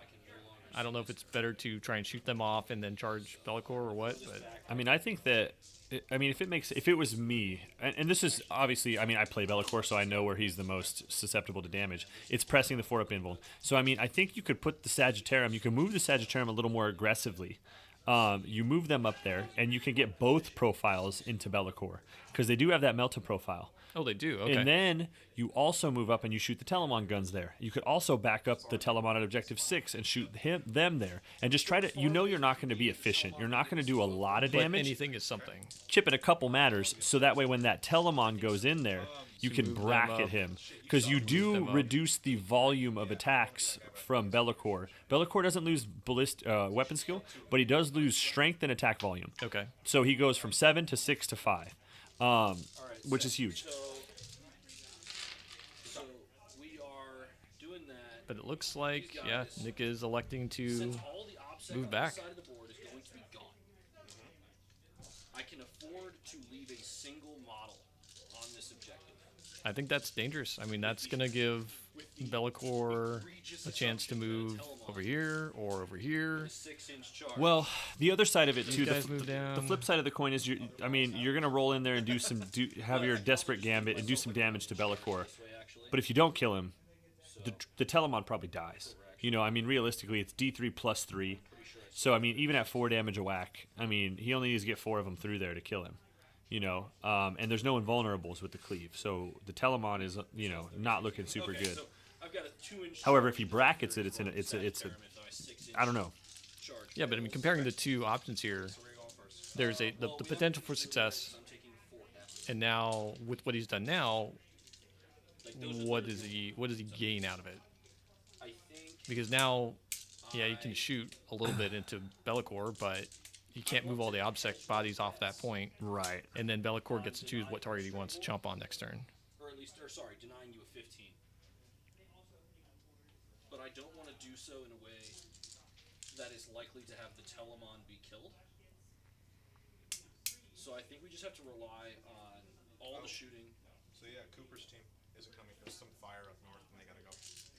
Sorry, I didn't mean to interrupt you. So the Telemon. Not sure which unit chat's talking about. If you're talking about these guys, these are Sagittarium. All their shooting. They are a shooty version of the Along with the Galactus. Custodes has to troops. kill that, and if not, the Telemon has to go in, and that's just a straight 5-1 trade. Oh, I think you're talking about. Okay.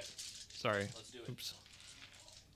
We're gonna go ahead, and we're gonna start with the Telemon. Okay. If you mean this one, then that is a single. Is that a Poxwalker base? Big gun, little gun. What survived there? I think that's. It's definitely not a. I think your flamers in there. That might have been Nurgling base. I don't, oh, you have the missile pods. Yeah. I can't see from. Oh, that's the one. That's the one Fury left.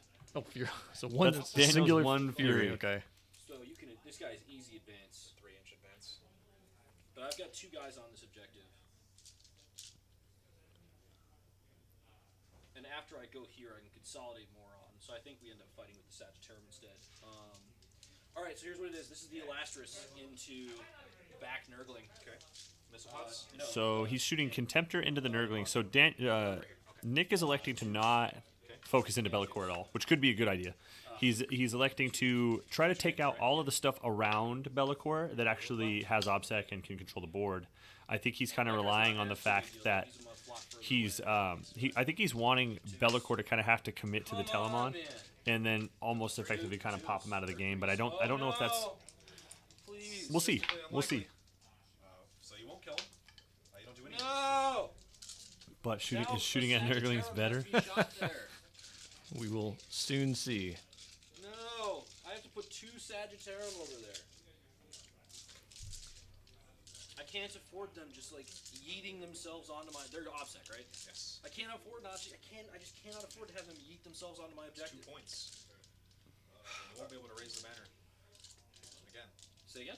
So you won't be able to raise the banner. No, I won't. No, it's huge. So I'm actually kind of glad I didn't take raise because I would have. yeah. So Sagittarium 1 into Nurgling 1. Okay. 2s. Where are the other ones going? The rest of them are going to Scrubs. Okay. And then there's the second Sagittarium's going to that one. So 3 hits, 2's to wound, 3 wounds, AP 1, 2 damage each. He's dead. All right. Next one. 2's to wound. Oh! Is it not? Thank God. Oh. All right, 3 more. 1. Players 2, getting a little animated here. 3. This is over here. Yeah, into the shroud. Curious how this game's gonna play out here. Okay. Boards. 4s. shooting into the shrouds. He's probably going to go in there and try to bop those guys, and then he's going to just make the trade, right? Yeah. And that's probably the smart move. If Daniel has to pull those shrouds, the other 5-man shrouds down onto objective 5, those are a scoring unit. So They're while we stand. Huh? Yeah. Yeah. So it opens him up, but does he have enough to take them away now? Tricky, hard to say. But he could also get cheeky and keep the Telemon back and send the shield captain up there with a charge with OBSEC. And, Oh, yeah. You know, and I think he's just trying to really deny the stranglehold. I mean, look at how close the score is. right. All right, flamers. 5/5. 3s. 4. AP2. Oh! Is that all of it? Oh my god, yes. Oh my god. So That's. I'm actually going to allow that to happen because then you can't get on the point. I don't need to get on the point. I won't get. I won't get strangled either way. Does it benefit me to save one of these? All it does is pull this Galatis 2 inches closer to you. That's all it does.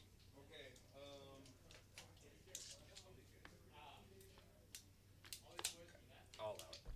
Yeah, because you don't want me charging and putting my boy right here. Yeah. Like, because right now there is a charge into the Telemon. Yes. Yeah, so 5. It's a long ass charge, but there's a charge. Okay. Your turn. No, I've got to. I've got to charge Teleman here. Teleman. It's like 6. a 6. Oh, no. That won't do it. So we got to charge the Sagittarium. I really want to make distance here. Because of the nature of Bellacor's big ass base, like you can't land there. Yeah, it's one of the models. So I'm gonna spend the only CP I have. Do I farm it? I do. Thank God. That's All Yeah, right. so Nick was able to delete those shrouds off of 5. So we're just gonna come all the way back, And now he's charging that 1 Fury. Wait, no. What do you I mean? thought you were charging a sag. No, this was 2 inches. Oh. This is a 2-inch charge. Okay. I didn't realize Yeah. you were command pointing that. Yeah, Okay. that's what that was. Okay. I was really. That's why I farmed it. So the 3. Got it. So All right, so I'm left. they with died one from CP. shooting. Yeah. Okay. So let me just pull this. Okay. Well, I'm also deciding whether to charge with the Sagittarium to get just a little bit more distance away from Be'lakor. I don't think that saves you. But that's just me. I don't think it does either. But Yeah, I think it's super interesting why he's electing to run away. I mean, Be'lakor is killy. He's got 6 attacks, but Custodians hit pretty hard too. Yeah. I think the play here, maybe this is just because I use Be'lakor and I realize that I feel like he's really vulnerable in melee without any of the spell support. all right, and then yeah, you can pick up your Fury now. Also, the sword is not a ×2. The sword that he has, I believe, is only a +3 or a +4 strength for the double swing, which is probably better as you bracket. But in your top bracket, it's not going to put you enough to wound the Telemon on 2s. No. And the Telemon does still get a save against it. Sir. Mark it. It's frustrating. Really? What is it? AP minus 3? Then failing AP minus 4. 4. And Okay. I believe the Telemon is a 2 up, 4 up. Gotcha. So, you know, you're going to AP minus 4, you're going to drop it down to what, 6s, but still, Still. you know, that's a save. What's the damage on that? D3 plus 3. Okay. So it is risky. Because Yeah. the Telemon, I believe, is what, 14 wounds? So, I mean, if 3 or 4 of those go through, it's a bad day. Dude, that is infuriating. That sucks. That ends the game, doesn't it? We're gonna play through, obviously, but like, I'm pretty sure that is decisive. A shitty save. I don't think you can get a 15 now. No. Not if you just park 5 shrouds. So I will get strangled this turn as well. You can't stop me. No. All right, let's play. All right, sir. So, I'm gonna come over there. I'm also an inch away from all of the walls in this building. I'm gonna have to come around and say hi. Yeah. So Bellacor's getting aggressive. So, right Yep. there. Yep. So I'm an inch away from the wall. So I think, and I don't think your base fits here.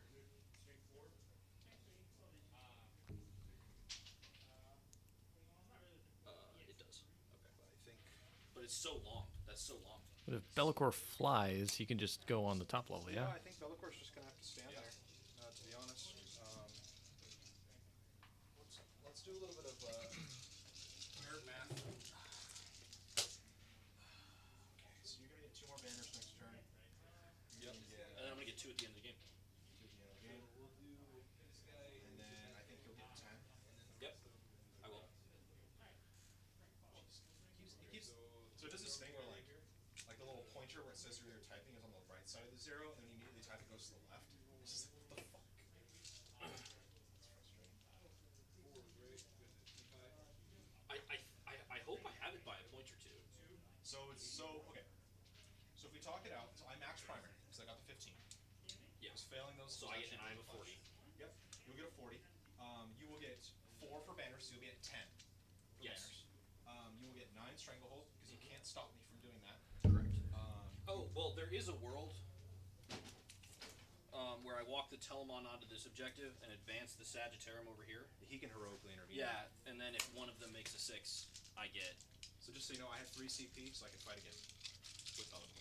So if you come over here, I will intervene into you, and I will fight twice. Yeah, and this is too far. It's actually a 6 advance. But and nothing over here is OBSEC. Oh. So we're deliberating over what we're talking about. Nick's assessing kind of what he has left on the table, what has OBSEC, what doesn't, what he can really do here. And with Bellicor and these shrouds pushing forward, those Poxwalkers advance up, they touch it, there's OBSEC for days that's never going to be gone. I think Nick's just trying to kind of see what options he has to kind of maintain. I think Nick is in the lead, but the question is, can he maintain it? Yeah, we have to play. We have to play. There's no talking it through.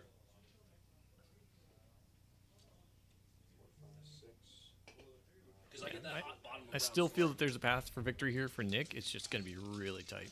I think that Nick has to send both of those Telemons into Bellicor and really he has to send everything in and charge and fight Bellicor. I think he needs to realize that he can kill Bellicor in combat.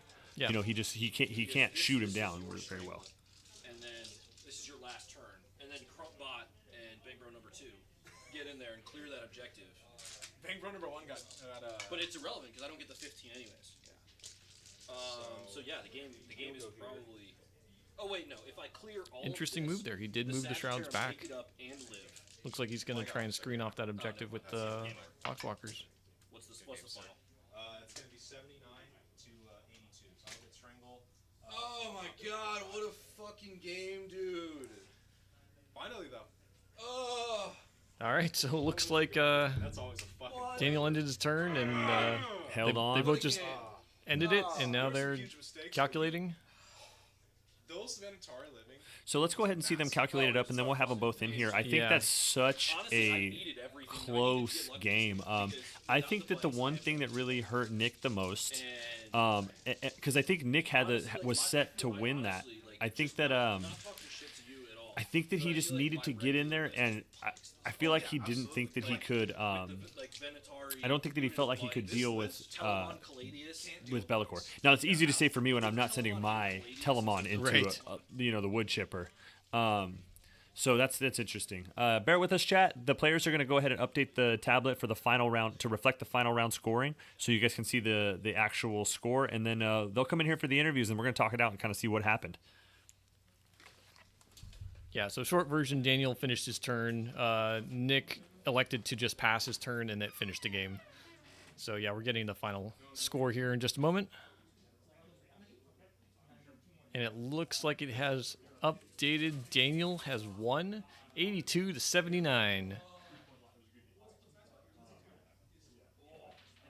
All right, we are, as Steven said, we're going to get the players in here. We're going to do a little interview. We're going to talk about the game. How things went, what things went well, what things did not.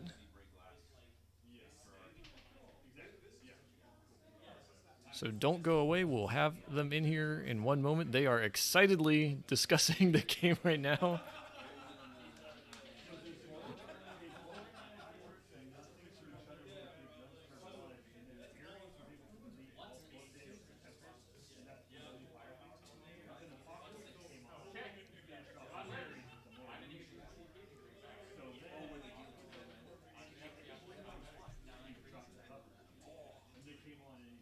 jumps that thing. So now all of a sudden Nick has nothing to shoot down Bellacore. So then Bellacore comes back in.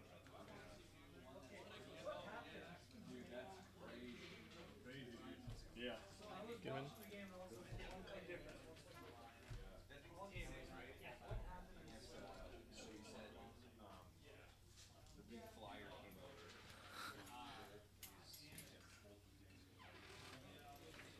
All right, here they come. Right on. So close game as always. Nick was dethroned. There was a bunch of clutch moments there. That was insane. Yeah, I wonder what would have happened. I would love to see these two play again and just see what happens if Nick gets a little more aggressive at Bellacore. So I'm curious what goes on there. What a game, though. All right, here we go. Gentlemen. Oh, get over here, Daniel. Get on the couch. I think Yeah, get on the so. couch. I think I've discovered that if Daniel doesn't feel like he lost in the first turn or two, he doesn't win the game. But if Daniel says in the first turn or two, yeah, I think that's the game, then he can usually come back and win. That's when he's at his best. You know what it was? It was the fact that Nick moved his Aries into the corner over there, and I just thought, oh, my Poxwalker is going to have a field day. And what I did is, I don't know if this is scummy, but I kind of baited it out where I said, okay, Bellacore's going to reroll all of his hits against you. He's like, all right, no rerolls. Cool. I'm going to go do it over there. I'm going to be able to reroll my hits. So Yeah. I kind of gave him a choice where he has to decide where he wants to turn off his rerolls. Yeah. So guys, close game, clutch game.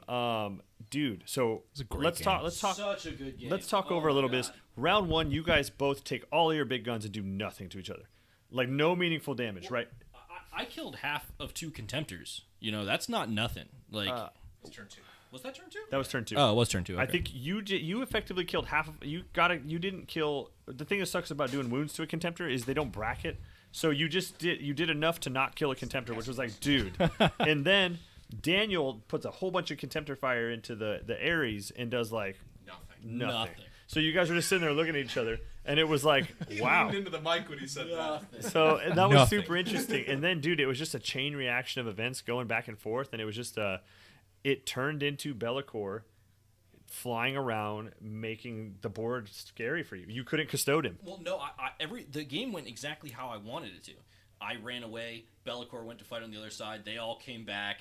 Like, it was like I was saying at the start of the game. We just pulling Bellacore around the table is how I make the game happen. And I pulled Bellacore around the table, and I would have won by 2 points if Daniel hadn't failed 4 3-up saves. Yeah, that was the big deal. Yeah, when like, so Death Shroud died. Yeah, that was the 15. The Death Shroud not being able to be charged by the Galatis meant that he wins by 3 instead of me winning by 2. Right, It's because just a straight 5 points. you lost your charge anchor. Yeah, so it's just one of those games. Me and Daniel have excellent games every time we play. Right on. No matter So- what the list is. Nick is my favorite Custodes player, and I only know like 3. So I only know 2 Custodes players. so amazing. I love it. So let's talk about a couple things I noticed, and you guys can talk us through them. Banners. Banners did exactly what I wanted it to. Got you your 10? Got me my 10 points. Yeah, okay. So Now I made a huge error by towing the Telemon onto the objective instead of advancing the Telemon so that he could heroically intervene the right-hand side of objective. Oh, yeah. That was a huge error, and that was another 5 points. And honestly, it comes down to me just straight not remembering that Nurgling was behind that big-ass building. And that's your thing too, Steven. Everyone forgets about him. They're like, oh shit, I can't. Dude, they're I lost to squirreled Daniel in a away tournament all with that, man. They're squirreled away all over the place. And, you know, it would have only taken... Because I didn't move the Telemon their full movement either. Like, it only took me, 6 inches of movement to get there. So, a 2-inch advance puts me over that dot in the middle, which means the entire objective is heroic intervenable. So, it's like... Right. Yeah, so you liked banners into it. How did you feel about your secondaries, Daniel? What'd you think? I thought TTL was actually a pretty decent choice. So you guys obviously we're hearing it when turn 1 happened and the Contemptors didn't do anything, and then turn 2 they did the exact same thing but worse. I thought to myself, oh no, it's over. But then when that Contemptor died, I was like, oh shoot, I'm already down 5 points. So I was not happy, but again, it was 10 points. So 10 out of 15 is still fine. Strangle, I was a little kind of iffy about, but I think that's because honestly Nick outplayed me in that department. He was just able to kind of do things that I didn't realize. There was a couple of moments where I was like, oh, I should have put the buy low just on the objective within 3 of the shrouds, so that if he killed the objective, I was still on it. So mistakes like that were pretty big. But overall, I was pretty happy. And again, it really came down to one turn. And that's how it always was with Nick and I. Every game, it's turn 4, turn 5. There's a single phase where things just go south for someone, either in a good way or a bad way. And it just determines the game. There was a lot of going south for both of you. I mean, let's be honest. The turn 1 dude going south and not doing anything with the Contemptors, you were like, oh no. And then Nick rolling up and not dropping a Contemptor with an Ares gunship was like, oh my god, that went south for him. I split fire. Like I really was. Chat said it. No, I Cross was streams. deliberate. I was being deliberately greedy because I had no expectation that with Be'lakor on the other side of the field, that I needed to focus fire. So my thought was, there is an angle here where the big gun just pops one. Now, a 5-up save is a 5-up save. But there's also an angle where both of them pop. There's an angle where one of them pops and the other takes 6 wounds. Or we get what you're saying. You were going for like the maximum effect there. Well, I'm saying I left the option for the maximum effect open instead of super overkill. It's like you take the layup or you go with 2 hands and try to dunk over the top, you know.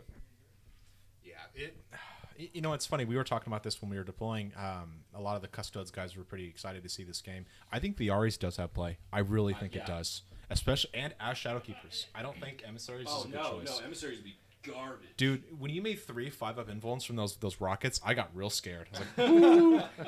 Little pea coming out of me in the end of the shooting phase. It was nuts. Overall, great game. Really, really cool stuff.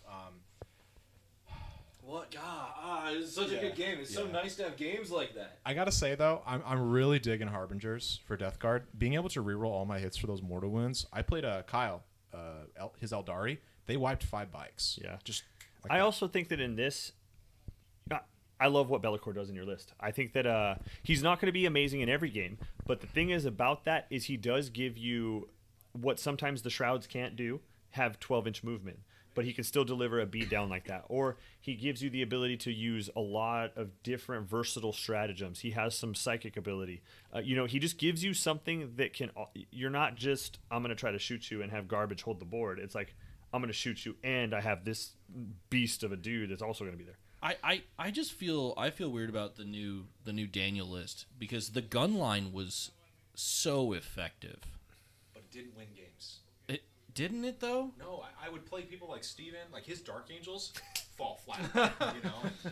But a lot of games, and like what it really was is Jason told me this story, and it's very true. Where you will table your opponent, or just about table them, but you will not win because you out-primaried me. I would score like 25, 30 primaries in those games, and it was just... I liked the gunline list, but it also felt really boring. This list is very dynamic, where it has a lot of abilities to reach out, and like you said, Be'lakor, if there's a threat, he's going. You know, that 9-inch charge into the Venatari was huge. Yeah, that was clutch. It was GG. Yeah. There was a lot of pivotal points like that, and it's one of those things where I was able to retreat just enough to disincentivize Be'lakor going up the top on this screen, the top part of the table. I was able to disincentivize Be'lakor, or it was the bottom half of this preview screen. I was able to disincentivize Be'lakor from fighting on that side of the table by just walking all 3 dreads back. Yeah, and he moved away, and they came right back in and scored 2 more strangles. The Galatis Dreadnoughts were just like square dancing. They're going back and going forth, like killing stuff and then coming back and just kind of doing this weird fire and fade kind of thing. And it was effective. I think your list has a lot of legs. I would like to see the Inquisitor in your list. The points are so tight. There's no points. Yeah. There's not a single piece of paid war gear in the entire list besides 15 points for knives. The thing is you could drop some Sagittarium, but oh no. Then I'm just like, I don't want to take Sagittarium anymore. Yeah. You know? At that point, you might as well take 3 Custodian Guards with shields. Which is an option, but the Inquisitor. Yeah, well, I mean, I think that the lists were very good. I mean, when you have a game like this that's won on the table, and I mean, there was no real list deficiencies. There was no real major fumbles on, battlefield stuff. It kind of was just down to how the game shook out. That's how you want to be. That's competitive Warhammer. This was a competitive game of Warhammer. I love it. So, you guys are great. I think in wrapping it up, I think that was excellent. Is there any final thoughts you guys have on the game and like as a whole? I mean, I think we kind of know how the battle unfolded. We knew what was going on. Let's just close it out on this one question. What happened in this game that you thought that went your way that you didn't think was going to go your way?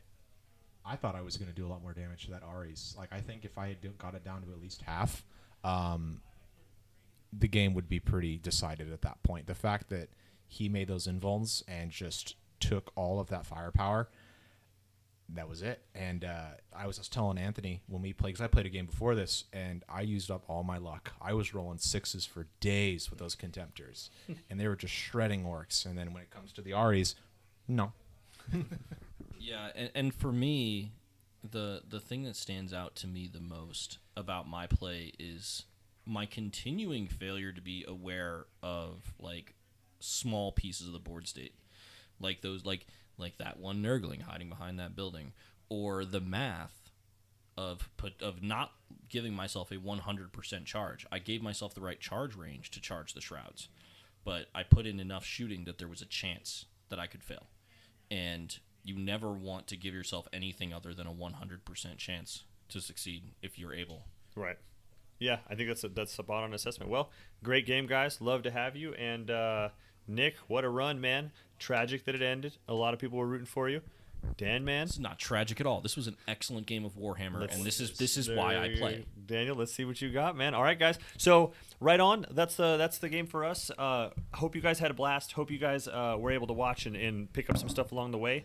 We will be back at you. Eric, we're doing 2 weeks from now is the schedule, yeah? Yeah. So now that Daniel has won his first in a row here, we will be taking new signups for the Warmaster Challenge. You can check out our Discord or Facebook, and we've got a new sign posted up here in the shop with the QR code. You can scan and sign up there. But we'll be choosing the next challenger this Monday. So if you want to get in on this, please sign up soon. Sign up. But yeah, this was an awesome game. Once again, congratulations, Daniel, on your win. And thanks, Steven, for coming out and commentating. It's been a great time. This was a great game. So we will catch you all later. See you next time, guys.